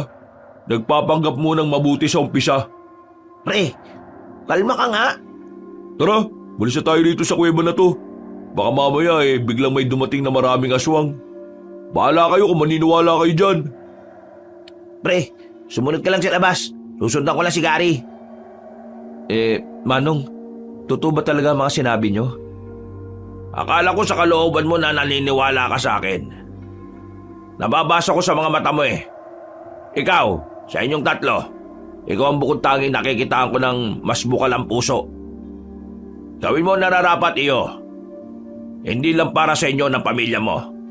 Para na rin sa mga nakakarami. Kung sakaling maibalik naman namin yung parato, hindi na ba manggugulo yung mga aswang? Hindi ko alam. Pero kung may babalik nyo yon, may tsansang umalis na lang sila rito at lumipat ng lugar. Pero may tsansa rin na magalit sila dahil ninakaw nyo yung mga ginto nila. Ang malaga rito, maibalik ang parato. Yun ang pinakamalaga sa kanila kaysa sa ginto. Pumuntong hininga na lang ako ng mga sandaling yon. Matapos ang pag-uusap namin, ay sabay na rin kaming lumabas. Naghiwalay na rin kami ng landas. Nagpaalam sa akin ang matandang lalaki at sinabi niyang babalik siya kinabukasan. Ako naman, nagmamadali ako makauwi sa amin. Nakaabang na ang tatay ko sa bakuran namin dahil napatagal ako makabalik. Hoy, pambira naman. Bakit ba ang tagal mo naman? Lumamig na yung pagkain natin, no? Pasensya na tay, napakwento lang ako. Tara na, kain na po tayo.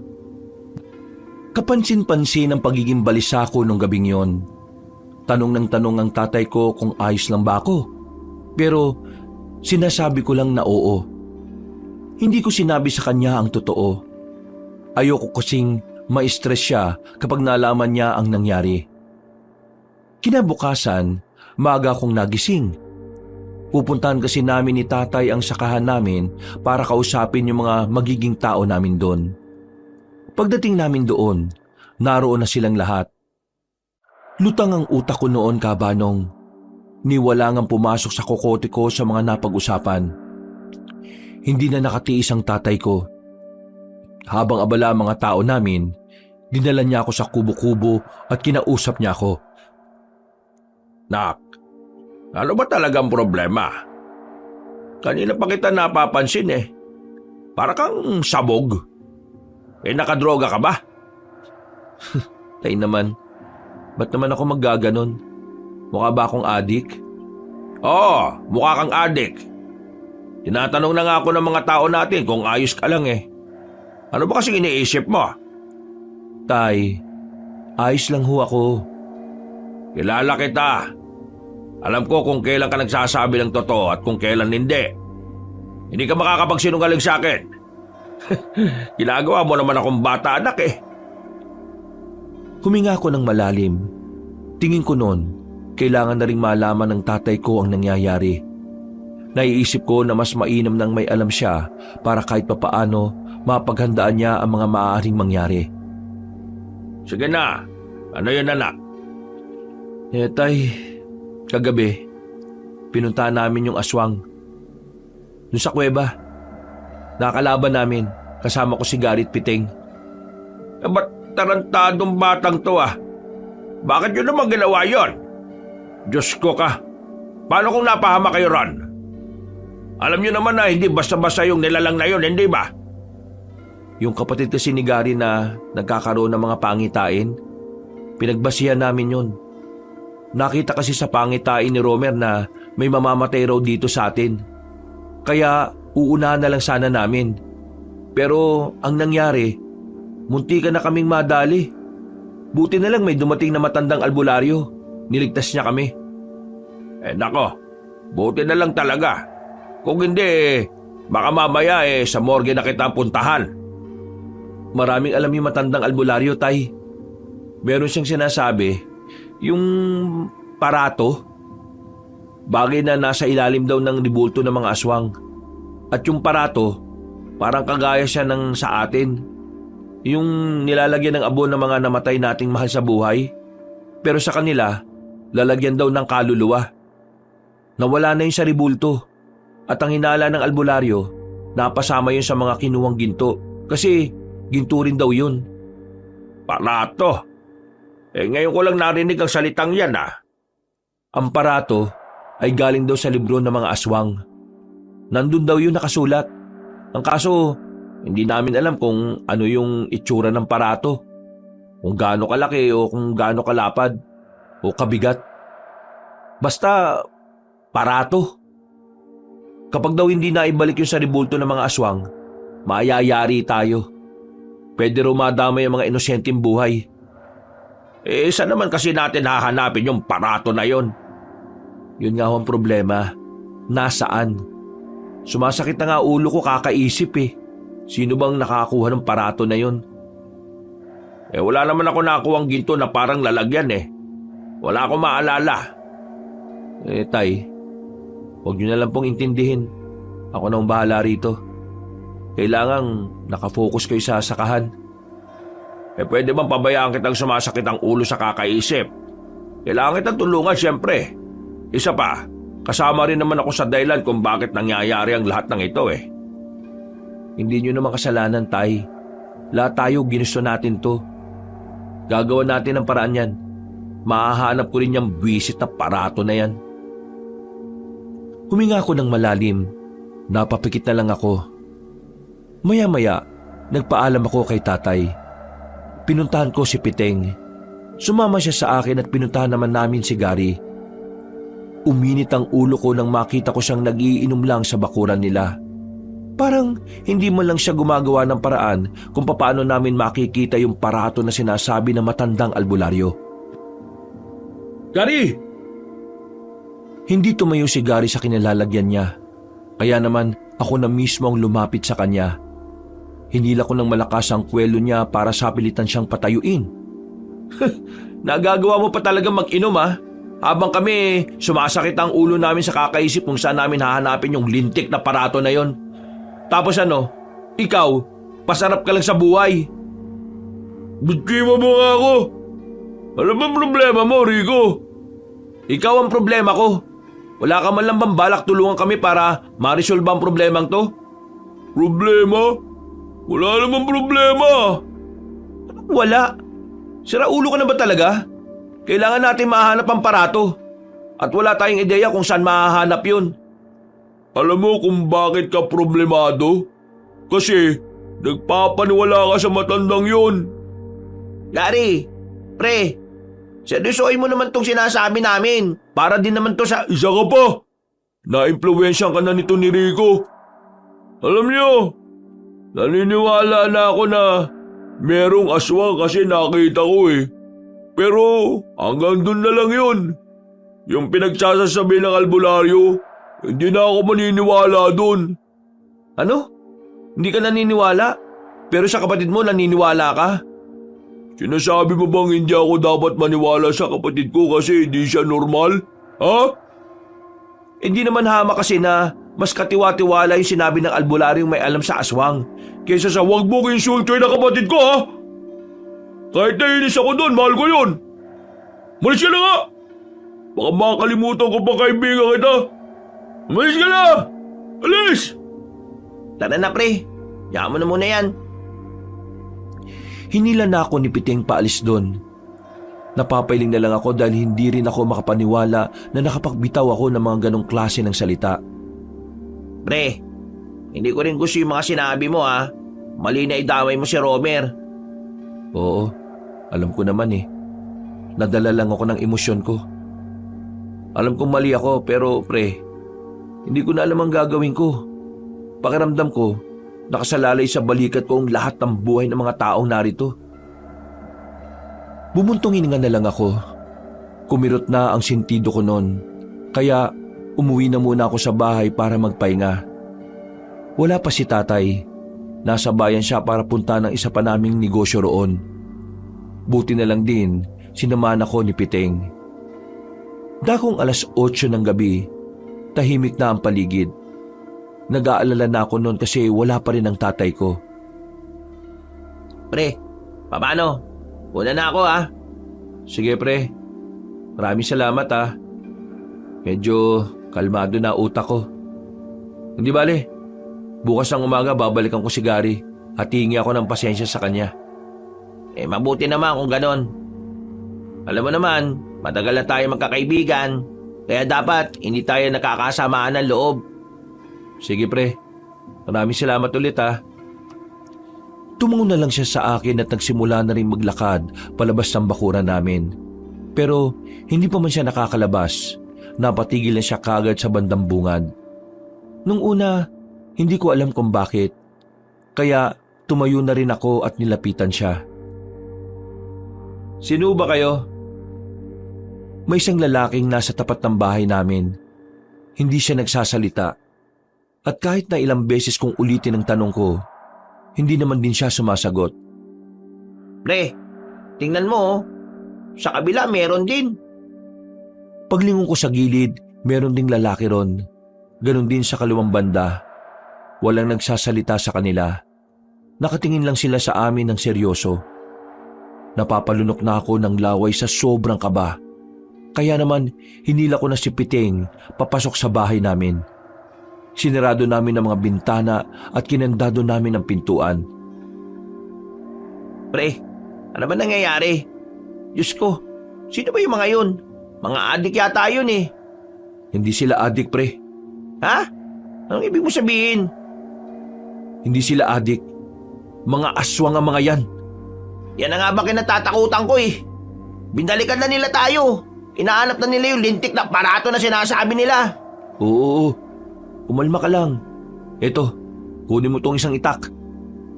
Huwag mo sabihin na lalabanan natin ang mga yan. Wala naman tayo magagawa, Piting eh.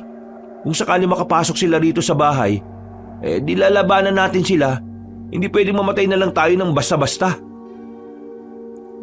Noong mga sandaling yun, Kabanong, palakas ng palakas ang angil nila. Naririnig din namin mula sa kabilang bahay na nagsisigawan na sila. Nakita na rin nila ang mga nakapalibot sa bahay namin. Kahit na kinakabahan at nangingilabot, pinipilit naming malakasan ang aming loob. Alam namin na sa oras na mabuksan nila ang pintuan, siguradong mapapahama kaming dalawa. Pre, anong gagawin natin? Manahimik ka nga muna. Mas lalo ako hindi makapag-isip sa iyo eh. Tulungan mo ako. Iarang natin ang lamesa. Dali! Pinagtulungan namin buhatin ang lamesa at saka inilagay sa pintuan. Nagtungo rin ako sa kusina para kumuha ng maraming asin.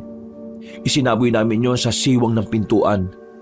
Narinig namin na parabang naapektuhan ng mga nilalang na yon. Kaya nagkaroon kami ng lakas ng loob na sabuyan pa sila ng sabuyan. Binuksan ko ng bahagya ang bintana. Binuhos ko ang asin doon. Hindi sila makalapit sa parting yon. Kaya naman naisipan ko rin na ibuhos pa ang ibang asin sa palibot ng bahay namin. Para kung sakali makapasok sila ay hindi naman sila makalapit. Naging epektibo naman ang mga naisip namin. Tumigil ang pag-angil nila. Pero nanatili lang kami sa loob ng bahay. Ano? Mga duwag pala kayo, mga aswang kayo eh. Uy, wag mo nang asarin. Baka mas lumakas pa sila kapag naasar sila eh. Wisit kasi yung mga yan eh. Kanina pa ako kinakabahan eh. Buong akala namin noon ay umalis na sila, Kabanong. Pero muli na namang dumaloy ang kaba namin nang bigla na namang umangil sila ng umangil. Mas malakas at parang mas gigil na sila sa mga sandaling yon. Pero narinig namin sa labas na parang may dumating. Nabuhayan kami ng loob ng mapagtantong boses ni Mang Juan ang narinig naming nagsasalita. Mabuti naman at lumitaw na rin kayo. Hindi na ako mahirapan pang maghanap sa mga salot. Tumagal ng halos 5 minuto. Tumakas na ang mga aswang. Iniwasan nilang kalabanin si Mang Juan, na parabang alam ng mga nilalang na yon na ikamamatay lang nila kung hindi sila aalis. Buksan niyo ito. Ako ito, si Mang Juan. Nagmamadali naming inalis ang lamesang nakaharang. Nakita namin si Mang Juan na nagpupunas na ng itak niya. Parabang hindi man lang siya kinabahan. Normal lang ang kilos niya. Ano? Ayos lang ba kayo? Paano mo napalayas yung mga salot na yun? Sinabi ko naman kasi sa inyo, matagal ko na itong ginagawa. Kaya kailangan nyo magtiwala sa akin. Pero, nahanap nyo na ba yung parato? Hindi pa rin eh. Wala kaming mahanap. Kailangan na natin hanapin yon. Nakita nyo naman, bumaba na ang mga aswang dito. Ibig sabihin lang nun, alam na ng mga nilalang na yun na nawawala ang parato nila. Kayo, may ideya na ba kayo kung anong itsura ng parato? Wala pa rin eh. Basta ang alam ko lang, ha?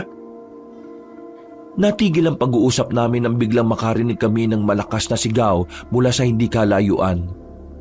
Mga tinig ng mga kalugar namin na humihingi na ng tulong. Tumakbo kami patungo roon kasama si Mang Juan, pero huli na nang dumating kami. Wala nang malakas na tinig. Inabutan na lang namin na wala ng buhay ang mga tao sa loob ng bahay. Duguan ang sahig. Nakabulagta ang mga naroon. Maraming kalmot sa katawan at halos sumiwalay ang lasog-lasog na katawan. Wisit! Napaka-brutal naman ito! Ito na sinasabi ko. Ito na kinatatakutan ko. Gumagawa na sila ng hakbang para pagbayarin ng mga tao. Ang lahat ng ito ay nangyayari dahil sa kasakiman ninyong mga taga rito. Hindi ako nakapagsalita, Kaabanong. Aminado naman ako na isa ako sa dahilan kung bakit nangyayari ang kaguluhan na yon. Napabuntong hininga na lang ako. Nararamdaman ko ang konsyensya sa kalooban ko kaya napapayuko na lang din kaming dalawa ni Piting. Pero hindi pa naman huli ang lahat. Ang una niyong gawin, sabihin ng barangay, ipaalam ang tunay na sitwasyon ng inyong lugar. Kailangan malaman ng mga taga rito na may mga aswang na magdudulot ang panganib sa buhay ng lahat. Bilisan niyo na! Kumilos na kayo! Wala na kaming sinayin na pagkakataon. Tumakbo na kami patungong barangay at saka sinabi ang mga nangyari. Naniwala naman sila na mga aswang ang pumaslang sa mga biktima. Pero bigla nila akong sinisi at ang tatay ko. At dahil doon, maging ang ibang mga taga sa amin ay galit na rin sa amin ni tatay. Pre, tingin ko, kailangan nyo munang umalis dito. Galit sa inyo mga tao eh. Ayaw ang sinisisi kung bakit nangyari ang lahat ng ito. Ha? Bakit ako? Nakinabang din naman lahat sila dito ah. Kung saan na, hindi sila nakihati. Hindi naman sila babalikan ng mga aswang eh. Oo nga, nandun na tayo. May kasalanan nga rin sila. Kami. Pero pre, ang sinasabi ko, wala kang magagawa ngayon. Kahit ipaliwanag mo sa kanila, hindi kanila pakikinggan dahil galit sila sa'yo. Mapapahamak lang kayo ng tatay mo. Pero wala pa si tatay eh. Hindi ko alam kung anong nangyari sa kanya. Hintayin mo na lang siya sa bahay nyo. Kapag dumating ang tatay mo, saka kayo umalis. Magpalamig muna kayo sa ibang lugar. Masama ang kutob ko, pakiramdam ko, kayo ang pagbubuntanan ng mga tao rito eh. Tinapi ko na lang si Piting sa balikat. Naghiwalay na kami ng landas nang lumiko na kami sa isang kanto. Agad akong umuwi sa amin. Dismayado ako nang mapagtantong wala pa rin ang tatay ko. Hindi ako mapakali. Sobrang nag-aalala ko para sa ama ko. Sinimulan ko na nga rin mag-impake noon. Ay nako, bira naman si tatay oh. Kung kailan nangyayari ang lahat ng ito, saka naman hindi mahanap. Nang sumilip ako ulit sa labas, nakahinga na ako ng maluwag nang makita ang tatay ko na kapapasok lang ng bakuran. Bakas ang taranta sa mukha niya. Rico, ano nangyari? Bakit galit sa akin yung mga taong naroon sa bandang unahan? May inatake ang mga aswang, tay. Isang pamilya. Pinatay ng mga aswang ngayon. Galit sa atin ang mga tao dito sa atin. Tayong sinisisi nila eh. Sinasabi nila na kung hindi natin kinuha yung ginto, wala sanang ginto na paghahati-hatian. Abat, siraulo pala sila eh. Kung hindi sila nakiepal at kumuha ng dala-dala natin, di sana hindi sila madadamay. Di sana tayo lang ang nasa panganib ng mga buhay ngayon. At hindi na tayo mahirapan pang isipin kung kanino napunta yung aparato. Aparato ba yun? Aparato? Wala na tayong oras, tay. Kailangan na muna nating umalis dito bago pa sila makaisip na pagbayarin tayo. Tama, bakit naman tayo aalis? Wala naman tayo kasalanan, Rica. May kasalanan man tayo o wala, kailangan nating lumayo muna rito, tay. Wala na silang pakikinggan eh. Tayo ang sasaktan nila kasi tayo lang ang kaya nila. Mas uunahin pa nila tayo kaysa sa mga aswang. Mga siraulo. Teka, sandali lang. Bakit na naman? Yung mga ginto ko sa ilalim ng papag. Wag na. Sapat na yung meron tayo. Umalis na tayo. Wala nang nagawa ang tatay ko nang hawakan ko siya sa braso at sapilitan ko siyang hinila palabas ng bakura namin. Baka sa mukha niya ang panghihinayang, pero hindi ko na talaga hinayaang dalhin niya pa ang mga gintong hindi naman talaga sa amin. Pero habang naglalakad kami palabas ng baryo namin, nakita kami ng mga kalugar namin. Alam nilang aalis kami, kaya inalarma na nila ang iba pa naming kabaryo.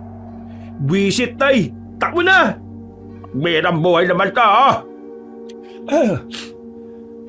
Hawak-hawak ko si tatay sa braso habang tumatakbo kami. Pumasok kami sa eskinita.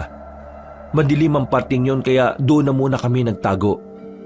Nang malagpasan na kami ng mga tao, lumuwag ng bagya ang paghinga namin, pero hindi pa raw natatapos ang lahat.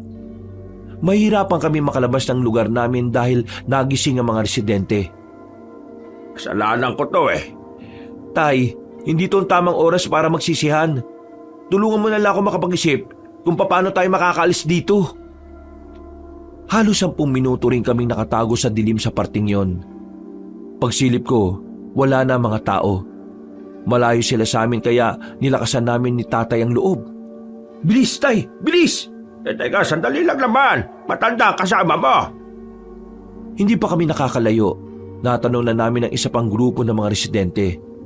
May dala silang mga sulo. Hindi ko alam kung kami ba ang tutugisin nila o ang mga aswang. Pero kahit na hindi naman nila kami nakikita, gumilid kami ulit ni tatay. Mukhang mahihirapan tayo, tay. Kasi ang tanda ko na, mabagal akong kumilos. Kung ikaw na lang kaya mauna, anak. Ha? Hindi ko kayo iiwan, no? Bakit ko kayo iiwanan? Hindi pwede. Matanda na nga ako. Magiging pabigat lang ako sa magtakas mo. Wala akong pakialam kung magiging pabigat ka. Isasama kita kahit dalawa pa tayo mapahamak dito. Talagang hindi mo ako kayang iwan no? Paano na lang kung mawala na ako? Paano ka na? Tay, matatanggap ko naman na kailangan kong mabuhay mag-isa balang araw. Pero hindi ko matatanggap kung mamamatay ka sa kamay ng mga kalugar natin. Mas lalo na sa kamay ng mga aswang. Kaya isasama kita kahit saan.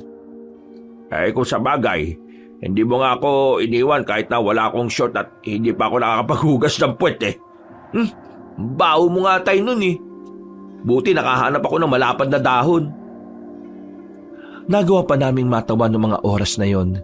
Pero naging seryoso kami ulit nang matanong namin na parami na ng parami ang mga taong nagtitipon. Sinisigaw nila ang pagtugi sa mga aswang. Pero sinisigaw din nila ang paninisis sa amin ni tatay. Tama! Ang alin? Kailangan natin makita si Mang Juan. Eh, sino naman yon? Yung albularyo na tumulong sa amin kanina. Matutulungan niya tayo. Saan naman natin hahanapin yung taong yon? Bahala na.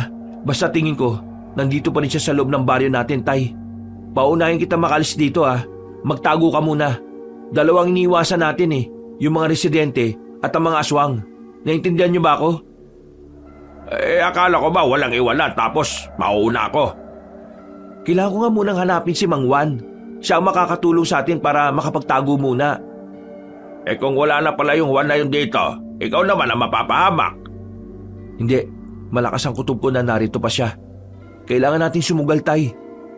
Wala na ba talagang ibang paraan, anak? Nag-aalala ko sa iyo Wala na, Tay. Kaya magtiwala ka sa akin. Magagawa ko to. Sa ngayon, isipin muna natin kung paano tayo makakalabas ng baryo. Muli kong sinuyod ng tingin ng paligid. May mangilan-ngilan pa rin akong nakikita. Pero dahil medyo malayo sila sa amin at hindi rin naman nakatingin sa direksyon kung nasaan kami, muli kaming naglakas ng loob ng tatay ko. Marahang kaming naglakad papunta sa kabilang banda. Nang makalagpas kami ay binilisan namin ng takbo. Sabay tago ulit nang may makitang paparating. Anak! Oh, bakit, Tay? Nak, sa likod mo! Ano pong nasa likod ko, Tay? Nak, may aswang! Pagharap ko, bigla na lang akong dinamba ng lalaking aswang. Hindi ko napansin na may nag-aabang pala roon. Umibabaw sa akin ang aswang na yon at pilit niyang inilalapit ang bibig niya sa leeg ko. Sinubukan ko siyang suntukin sa ulo, pero masyadong matigas ang bungo niya. Tay, tulungan mo ako! Huwag kang matulala dyan! Natauhan ng tatay ko. Dinampot niya ang 2x2 sa gilid. Hinampas niya ang aswang. Ang kaso nga lang, bigla yung umilag. Ako ang tinamaan sa hita. Pinilit kong tumayo kahit na iika-ika ako. Ang aswang naman ay agad na umakyat sa bubungan. Ilang sandali lang, narinig na lang namin na may mga tao nang nakakita sa aswang na yon. Agad kaming sumiksik ng tatay ko sa sulok ng bahay. Nagkagulo sila dahil sa aswang. Hinabol nila yon habang kami naman kumuha lang ng tamang pagkakataon. Lumabas kami ulit nang masigurong wala ng mga residente. At habang papatakas kami, bigla na lang merong umilas sa aming dalawa papunta sa dilim. Shh! Huwag kayo maingay! Ha? Mang Juan? Sinabi nang huwag maingay Nanahimik kaming dalawa ni tatay. Pinalagpas lang namin ang mga tanod at ang kapitan namin na may mga dalang pamalo. Nang makalayo na sila, ay saka na kami nakahinga na maluwag. Buti naman natahanap nyo kagad kami. Wala kami ibang matatakbuhan Ikaw lang. Tutulungan ko kayo. Papatayin kayo ng mga yun Sira ulo, di ba? Ikaw pala yung albularyo na tumulong sa anak ko. Rico, meron pa tayong isang problema. Ano ho yun? May mga aswang dito sa baryo nyo at hindi pa sila umaalis. Hindi ko alam kung kailan sila lalabas at hindi ko rin sila makita. Kung sana magkaisa mga tao na tugisin sila, kakailanganin ko sana ng tulong nila. Hindi ko kaya mga aswang kung mag-isa lang ako. Anong binabalak nyo? Wala akong magagawa. Kailangan muna nating iwan ang baryo na ito. Hindi ko pwedeng isugal ang buhay ko kagad. Kapag ako nawala, wala nang haharap sa kanila. Kaya mag-iisip muna ako ng mas magandang plano. At susubukan ko rin makausap ang iba pang albularyo na samahan ako sa laban kontra sa aswang dito. Noong mga sandaling yon, nagpahinga na muna kami sa kinalalagyan namin. Makalipas lang ang halos 10 minuto ay lumabas na rin kami. Dahil abala na ang mga residente sa pagtugi sa mga aswang, nagawa na namin makalayo roon. Hindi na kami sa pinakabungad dumaan. Pumasok na lang kami basta sa kagubatan. Malakas na rin naman ang loob ko noon dahil kasama na namin si Mang Juan. Nag-aalala ako kay Gary at Piting. Ayos lang kaya sila? Bukas na umaga, sasamahan mo akong bumalik para makibalita. Siyempre, hindi ka dapat magpakilala. Itong dalawang mong kaibigan, kumbinsihin mo na sumama sa atin. Kung sakali man kasing hindi pumayag ang mga kakilala kong albularyo, bubuo na lang tayo ng grupo. Akong bahala sa inyo, tuturuan ko kayo. Tuturuan mo kaming lumaban sa mga aswang? Delikado naman yata yun, Diyos ka. Pero mas maganda nang matuto kayo lumaban kaysa naman habang buhay ka lang na umiiwas sa kanila. Kagaya na lang kanina, wala kayong magawa. Kung hindi tayo nagkasama, baka wala na kayo. Baka dinumog na kayo ng mga kalugar ninyo. Baka nalapa pa kayo ng mga aswang. Tay, tingin ko tama si Mang Juan. Kailangan talaga natin matuto. Kung hindi, mamamatay na lang tayo ng walang saysay. Narating namin ang bahay ni Mang Juan sa paanan ng bundok. Halos 1 oras ding lakaran mula sa baryo namin. Simple lang ang tirahan ni Mang Juan pero maaliwalas. Doon na rin kami nagpalipas ng gabi. Sa kabila ng mga nangyari, nakatulog naman kami ni tatay ng maayos. Ramdam na ramdam kasi namin ang matinding pagod. Dakong 7:00 na ng umaga nang magising kami. Paglabas namin ng bahay ay nakapaganda na pala si Mang Juan ng pang-almusal namin. Okay na. Maya-maya alis na rin tayo, Rico. Ay, siya nga pala. Kanina madaling araw, nakakausap ko na yung mga kapwa ko albularyo.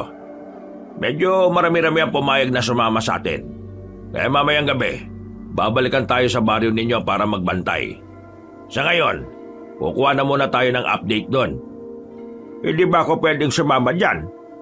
Pasensya na pre, pero hindi. Mas mainam ka nang narito ka lang. Kami nang bahala ng anak mo. Huwag ka mag-alala. Hindi naman mapapahamak itong si Rico At saka, nawalan na ako ng oras na turuan kayo makipaglaban. Kailangan na natin magmadali. Si Rico ang isasama ko dahil mas mabilis siya. Kahit hindi ko maturuan ngayon, sapat na ang bilis niya para makasabay. Tumango na lang si tatay. Pero baka sa mukha niya na gustong-gusto niyang sumama. Matapos namin kumain, iniwan na rin namin si tatay roon. Nagsuot lang ako ng itim na sombrero at jacket na may panabong sa ulo. Hindi nagtagal, narating na rin namin ang baryo namin. Sa bungad pa lang, kinakabahan ako. Lalo na nang marinig ko mga nag-iiyakan. Nadaanan namin ang mga bangkay ng biktima ng mga aswang. Hindi lang pala yung pamilyang nakita namin ang biniktima ng mga nilalang na yon, kundi mas marami pa. Huwag ka magpapalata. Kalma. Kumilos ka lang ng normal. Kapag nakilala ka nila, siguradong todas ka. Nakikita mo naman kung paano sila maging emosyonal. Nakayuko lang ako habang naglalakad kami. Nilalakihan ko na lang ang hakbang para malagpasan namin sila. Nang matanong ko na ang bahay nila Piting, tumakbo na ako palapit. Piting! Halika dito! Tarantado ka talaga. Bakit ka pa bumalik dito? Hindi ba sinabi ko sa inyo na galit sila sa inyo ng tatay mo? Kayo ang sinisisi ng pagkawala ng maraming buhay dito. Oo, alam ko yun. Alam mo naman palang sinaulo ka, bakit bumalik ka pa? At kasama mo pa pala si Mang Juan. Nandito kami dahil kailangan naming makibalita. Pwede bang pumasok sa bahay ninyo? Bilisan nyo, abang wala pa sila nanay at tatay. Dali! Pare, anong balita rito bukod dun sa mga nabiktima? Matapos manggulo yung mga aswang kagabi, lumabas sila at kinausap si Kapitan. Matandang babae leader nila. Pinapahanap nila kay Kapitan yung parato. At kapag hindi raw nahanap ang parato bago mag 9 ng gabi, lahat daw ng tao rito mamamatay. Yung ibang residente rito, kaalis lang kanina. Pero marami-rami pa rin ang nanatili rito. Sila nanay at tatay. Pagbalik nila mamaya, mag-iimpakin na rin sila. Aalis na rin kami rito bago pa kami mamatay. Mas maganda na magsilayasan na mga tao rito bago pa mangyari ang kinatatakutan ng lahat. Pero ayaw ng iba umalis eh. Halos 80% pa rin ang matatapang at gustong labanan ng mga aswang. Kahit si Kapitan, matigas din ang ulo niya. Akala niya kakayanin nila yung mga aswang eh. Kung makita nyo lang kagabi kung paano sila pumaslang, brutal. Tapos ang bibilis pa nilang gumapang at ang tataas tumalon. Paparating dito mamaya mga kasama kong albularyo. Tutulong sila sa mga tao rito. Pero kailangan ko pa rin ng koordinasyon ng mga tao rito. Kung hindi sila makikinig sa akin, siguradong walang mangyayari. Mamamatay tayong lahat. Kailangan natin ng matalinong taktika. Kailangan ko sila makausap. Anong plano niyo, Mang Juan? Dito ka lang, Rico. Piting, itago mo muna siya rito. Kakausapin ko lang si Kapitan. Umalis si Mang Juan. Naiwan ako roong nilalamon pa rin ng kaba. Para akong kriminal na nagtatago kahit na wala naman talaga akong kasalanan. Inabutan ako ni Piting ng kape. Pero sa halip na kumalma, mas lalo lang akong ninerbiyos. Si Gary pre, kumusta? Ayos lang ba siya? Ayos lang ba yung pamilya niya? Oo, ayos lang naman. Duman ako kanina dun eh. Wala naman nasaktan sa kanila. Gusto ko siya makausap. Huwag ngayon pre. Yung nanay at tatay nun, kayo sinisisi sa lahat ng mga nangyari. Kapag nakita ka ron, yari ka. Tawagin mo kaya, papuntay mo dito. Hindi pa rin pwede. Kahit ako, umiiwas din ako lumabas-labas eh. Alam ng mga tao na magkakaibigan tayo. Kaya yung iba, tinatanong ako kung alam ko kung nasaan ka. Ay nako, pasensya na pre ah. Mukhang nadadamay pa kayo sa gulong ito. Ano ka ba? Hindi nyo naman kasalanan eh. Isa pa, damay naman talaga tayong lahat kasi nakinabang din naman kami. Kung tutusin, wala silang karapatan na sisihin kayo ni Mang Rene. Dahil sa kasakiman, nadamay sila. Pero dahil di sa kasakiman namin, kaya nangyari to. Kami nagdala rito ng mga ginto eh. Basta, naniniwala akong wala kayong kasalanan. Ilang oras kaming naghintay sa pagbabalik ni Mang Juan. Nalaman na lang ni Piting na hirap na pala si Mang Juan na pakiusapan ng mga tao. Hindi siya pinakikinggan dahil hindi naman siya taga roon. Sa kakahintay, nakaidlip na ako at nagising lang ako nang kalabitin ako ni Piting. Huy, langiya. Bakit ngayon mo lang ako ginising? Sabi ni Mang Juan, hayaan lang kita matulog kanina eh. Teka, ibig sabihin inabutan ako dito ng magulang mo? Huwag ka mag-alala. Hindi ka naman nila nilaglag. Naniniwala pa rin sila na wala kayong kasalanan ni Mang Rene. Si Mang Juan nasaan? Maya-maya babalik na rin yon. Hindi pa siya tapos eh. May mangilan-ngilan na siyang nakumbinsi eh, pero kakaunti pa rin. Ay ako, wala akong magawa. Dapat kasama niya ako eh. Huwag ka na nga makulit. May progreso yung ginagawa niya. Huwag mong sirain. Lalabas lang tayo dito kapag dumating na siya. Halos kalahating oras pa kaming naghintay. Sumapit na ang 8:00 at maya-maya pa, nakarinig na kami ng malakas na sigawan. Sinasabayan yun ng mga angil na mga mababangis na nilalang. Yun ang hudyat ng kaguluhan. Kinuha ko na kagad ang itak na daladala ko. Hindi pwedeng nagtatago lang ako dito. Lumabas ako ng bahay nila Piting Kabanong. Wala na akong pakialam kung makita ako ng mga kalugar namin. Ang nasa isip ko lang ng mga sandaling yon ay matulungan si Mang Juan sa pakikipaglaban sa mga aswang. Doon nanggagaling yung angil ng mga aswang. Kinumbok namin ang direksyon na tinuro ni Piting. Pagdating namin doon, nakita namin ang mababangis na nilalang na kinakalaban na ng mga tao. Walang kalaban-laban ng mga naroon. Unti-unti silang nalalagas habang pinagpipiestahan ng mga aswang ang katawan nila. Sa isang iglap, ang tapang na inipon ko ay bigla na lang nawala. Parang naglaho ang lakas ng loob ko. Nanlambot bigla ang tuhod ko. Natulala, nabalisa. Hindi ko na alam ang gagawin. Pre, naririnig mo ba ako? Sabi ko, hindi natin kakayanin ng mga yan. Kailangan muna natin hanapin si Mang Juan at hintayin ang mga kasamaan niya. Oo, naririnig kita. Ayos ka lang ba? Uy, relax ka lang. Anong gagawin natin? Hanapin nga muna natin si Mang Juan. Hindi ka pa rin ba matauhan? Eto, amuin mo. Visit ka, bawo. Ano yun? Amoy ng pet ko. O di ba, nahimasmasan ka na? Sumunod ka na lang sa akin, dali! Maingat kaming naglakad ni Piting habang nangyayaring kaguluhan sa pagitan ng mga aswang at ng mga tao. Hinahanap namin si Mang Juan pero dahil malaki ang baryo namin, hindi namin agad siya makita. Pagliko namin sa isang iskinita, napatigil kami nang meron na kaming makasalubong na isang aswang. Naglalawa sa laway ang bibig nito. Nanlilisik din ang mga mata. Palagay ko, masarap na pagkain kami sa paningin niya. Bigla siyang umatake. Nagkatulakan pa kami ni Piting. Kaya hindi pa nakakalapit ang aswang, nakabalandra na kami. Napatigil ang aswang sa gulat dahil sa ginawa namin. Sinamantala namin yung para agad na makabangon. Ilang beses naming sinubukan na matamaan siya ng taga pero marunong siyang makailag. Magaling siyang umiwas. Hindi siya magaling. Tatanga-tanga lang talaga tayo. Anong gagawin natin sa buwang na yan? Bahala na! Naunang lumusob si Piteng sa aswang. Bara-bara na ang ginagawa niyang pagtaga. Pero bigo pa rin siya. Nang makita kong aatakin na ng aswang si Piteng, kinuha ko ang bote sa gilid. Pinukul ko yun sa aswang. Nang tamaan yon sa muka, ay napatigil ito.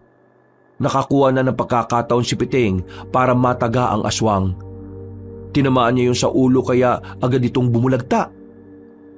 Pre, sa ulo! Sa ulo natin siya dapat birahin! Sige, sa ulo! Ang galing ng pagbato mo ron, pre Pero, wag mo na kulitin Kung nagkamali ka dun, sa ulo ko tatama yun. Yun lang ang una ko naisip Akala ko kasi mamamatay ka na. Tara na, pre! Hanapin na natin si Mang Juan! Dahil nakapatay na kami ng aswang nung sandaling yon, nagkaroon na rin kami ng lakas ng loob para lumabas. Habang nagkakagulo sa baryo, pasimple kaming tumakbo para lagpasan ng mga yon. Pero muli kaming napatago nang makitang dumating na ang mas maraming aswang. Natanaw namin na matandang babae na sinasabi nilang pinuno ng mga yon. Nako, naloko na. Paano natin mahanap si Mang Juan nito? Saan ba kasi natin mahanap yung parato para tumigil na sila? Buwisit naman Baka naman kasi napunta dun sa mga armadong lalaki. Hindi. Teka. Isipin ko Parang meron akong nakita May naalala ko. Sandali. Ano? Anong naalala mo? Teka nga lang kasi. Huwag ka magulo. Nag-iisip ako Basta ang sabi ni Mang Juan, parang lalagyan daw yun. Oo nga. Ang kulit mo naman Manahimik ka nga muna, pre. Niisip ko pa kung saan ko nakita. Pinikit ko ang mga mata ko. Bigla ko na lang naalala na parang meron akong nahawakan na kakaibang bagay na kulay ginto. At maya-maya lang, naalala ko na kung ano yon. Alam ko na kung nasaan yung punyemas na aparato na yon. Ha? Nasaan? Nasa bahay lang namin. Naalala ko, meron ako nakitang parang garap ko na ginto rin. Naitago ko yun sa ilalim ng papag ko. Kailangan ko makuha yun para maibigay na sa kanila. Para itigil na nila yung mga ginagawa nila. O yan ang gagawin mo. Uuwi ka. Paano kung makita ka ng mga residente dyan? O kaya yung aswang? Tingnan mo kapag lumabas ka rito, makikita ka kagad nila. Wala na akong pakialam. Kailangan ko sumugal, pre. Kung hindi, mas maraming pambuhay ang mawawala. Dito ka lang. Ako nang bahala. Uy! Wisit ka! Teka! Wala nang nagawa si Piteng nang tumakbo na ako palabas sa pinagtataguan namin, Kabanong. Karipas ang ginawa ko para lang makarating agad sa bahay namin. Pero sa kasamaang palad, nakita ko ng mga aswang. Pati na rin ang matandang babae na pinuno ng mga aswang. Pero wala akong pakialam. Ang tanging nasa isip ko ay ang makuha ang parato at maibalik na sa kanila. Matagumpay ako nakarating at agad kong kinuha ang parato sa ilalim ng papag ko. Napangiti na lang ako kasi akala ko matitigil na ang kaguluhan. Palabas na sana ako ng bakuran nang biglang dumating ang matandang babae. Kasama niya ang iba pang aswang. Nanlilisik ang kanilang mga mata. Ramdam na ramdam ko sa kanila ang gigil. Huwag niyo ako sasaktan. Nakita ko na yung hinahanap niyo. Di ba ito yon? Parato ba ang tawag dito? Ito binabalik ko na. Paglapastangan sa kultura at paniniwalang espiritual ang ginawa niyong mga tao. Mga wala kayong moral. Teka lang. Hindi mo naman kailangan magalit. Ito na nga Di ba ito naman ang dahilan kung bakit kayo narito?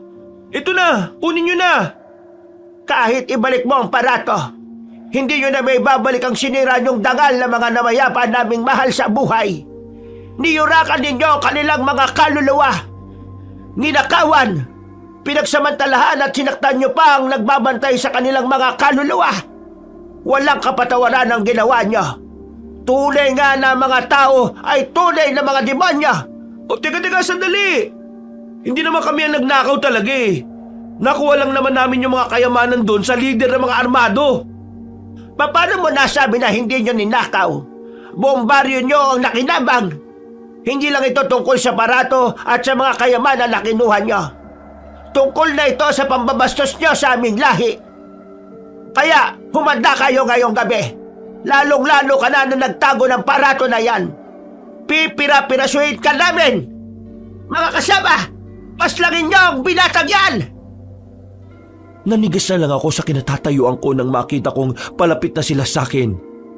Para akong nilagnat sa sobrang takot. Buong akala ko kasi ay magiging maayos na rin ang lahat. Pero nagkamali ako. Napagilid ako nang makita kong may mga palasong tumarak sa mga aswang na nasa harapan ko. Kasunod noon ay nagpulasan na rin silang lahat. Pati ang matandang babae naghanap na rin ng mapagtataguan. Habang ako naman ay sumiksik lang sa gilid ng pintuan namin. Rico, ayos ka lang? Mang Juan? Wala nang silbi ang parato na yan. Gusto na talaga nilang burahin ng mga tao rito. Kaya lalabanan natin sila. Mga kasama, habulin niyo ang mga aswang!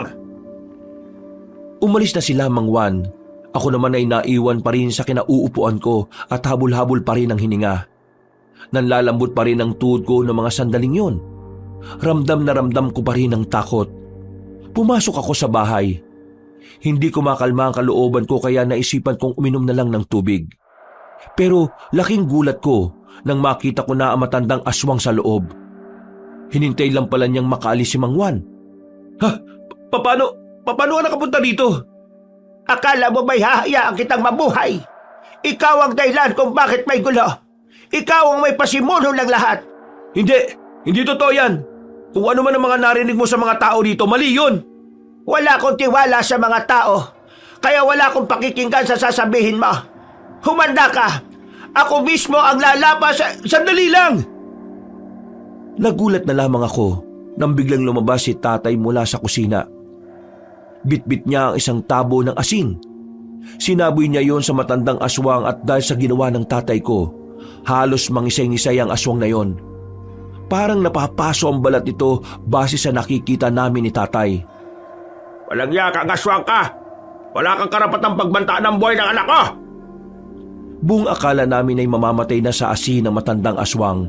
Pero makalipas lang ang halos 2 minuto, nakarecover siya kahit nalapnos ang balat niya. Talagang ginagalit niya ka. Anong akala niyo sa akin? Mahina? Mamamatay lang sa asin? Mga hibang! Kinuha ko na ang itak sa gilid. Kahit na alam kong hindi ko kakayanin ng aswang na yon, humarang pa rin ako kay tatay para akong humarap. Tay, ako naman ang bahala sa inyo! Nagsimulang gumapang ang aswang at lumundag palapit sa amin. Pero laking gulat namin nang bigla namang lumitaw si Mang Juan sa pintuan. Tinaga niya ang matandang aswang sa binti. Nang mapadapa yun, hindi na nagdalawang isip si Mang Juan na tadtarin ng taga. Pero nagawa pang makadistansya na matanda. Dumaan yun sa bintana. Tatakas pa sana matandang aswang pero hinabol ito ni Mang Juan. Merong kinuha si Mang Juan na kulay pilak na kutsilyo. Itinarak niya yun sa katawan ng matandang babae at ilang sandali lang, tuluyan ng nalagutan ng hininga ang aswang. Rico, bantayan mo ang tatay mo. Aasikasuin lang namin yung mga natitira. Wala na itong pinuno. Madali na lang yung mga yon. Umalis si Mang Juan, pero kaming dalawa ng tatay ay nasa bahay lang. Natatanaw pa namin ang bangkay na matandang aswang na nakadapa sa lupa. Kahit na alam namin patay yun, hindi pa rin namin magawang maging kampante. Makalipas ang halos 1 oras, tuluyan na ring nawala ang mga angil ng aswang sa baryo namin. Isang senyales na ang mababangis na nilalang ay natalo na rin ang mga kasama ni Mang Juan. Tay, ligtas na tayo. Wala na kayong dapat ipag-alala. Wala na ba mga aswang? Wala na. Nang masiguro nila Mang Juan na napulbos na nila ang mga nilalang na yon, binalikan na rin nila kami. Kasama na rin nila si Piteng. Kinaumagahan, nangangamoy sunog sa baryo. Sabay-sabay kasing sinilaban ng katawan ng mga aswang. Ang mga residente naman, hindi pa rin nila kami napapatawad. Kami pa rin talaga ang sinisisi nila. Kahit na anong paliwanag namin sa kanila, ay galit pa rin sila sa amin. Ang maganda nga lang sa nangyari, hindi na sila marahas. Kaya naman, para makapamuhay kami ng tahimik ng tatay ko, naisipan na lang naming manirahan sa bayan. Sigurado na ba kayo? Hindi na talaga magbabago ang isipan nyo? Alam nyo naman, hindi na kami matanggap ng mga tao rito. Kaya mas maganda na rin siguro kung lalayo na lang kami. Pare, pasensya na pala sa inasal ko ha. Wala akong nagawa para tulungan kayo. Inuna ko pang maglaklak. Habang tulog ako, marami na palang napapahamak. Pare, wala kang kasalanan. Kami nga ni Piting na mulat, wala rin naman kaming nagawa eh. Ang sinasabi ko lang, hindi mo dapat sisihin ang sarili mo. Wala namang may gusto sa nangyari eh. Basta kayong dalawa, magpapakabait kayo ha. Makikita pa rin naman tayo eh. Pwede naman kayong pumunta sa amin kapag may oras kayo. Kailangan lang talaga namin tong gawin para na rin sa katahimikan nila. Oh, paano? Alis na kami. Nilisan namin ang baryo na naging parte na ng buong pagkatao namin. Kahit masakit, kailangan namin gawin yon bilang paggalang na rin sa nararamdaman ng mga taong nabiktima ng mga aswang. Namuhay kami ng payapa ng tatay ko nang nasa bayan na kami. Si Mang Juan ang naging sandalan namin dahil malapit lang din ang isa niyang bahay sa bayan. Kabanong, sa mga nangyari, napagtanto ko rin na talagang iba ang naidudulot ng kahirapan sa buhay ng isang tao. Dahil sa kahirapan, nagagawa nating mapag-isip ng mga bagay na hindi naman dapat. Dahil sa kahirapan, madali tayong nasisilaw sa mga alam nating mali pero makakapag-unlad sa atin. Mabuti na lang talaga, mabait pa rin sa amin ng Panginoon. Dahil sa kabila ng mga nangyari, nakasama pa rin kami ng tatay ko. Tatapusin ko na po ang aking kwento. Hanggang dito na lang po, and more power sa inyong channel. Marami pong salamat at pinagpalang araw po sa inyong lahat mga kabangers at mga kayanggaw. Mga kabangers, mga kayanggaw, si Kabanong po uli. Ayun, maraming salamat po sa pagsubaybay sa ating bagong kwento. Pero kung nabitin kayo, baka naman po pwedeng mabisita nyo naman yung isa po nating channel, yung Pamela Clamil na channel. I-search nyo lang po dito sa YT. Ako din po ang nagnanarrate doon bilang si Lolo Pael at minsan ako po ang nagnanarrate. Maganda rin po yung mga kwento doon. At pag bumisita po kayo, huwag niyo pong kalimutang pindutin yung subscribe button kasi kukunti pa lang po nagsusubscribe doon eh. Kaya sana po pakisuportahan. At paki-comment na lang po para ma-replyan ko po kayo. Dito rin po mag-comment kayo kung saan kayong lugar na nakikinig para mabati ko po yung mga kalugar ninyo. At syempre, don't forget to like and share. Hanggang sa susunod na kwento, wakas!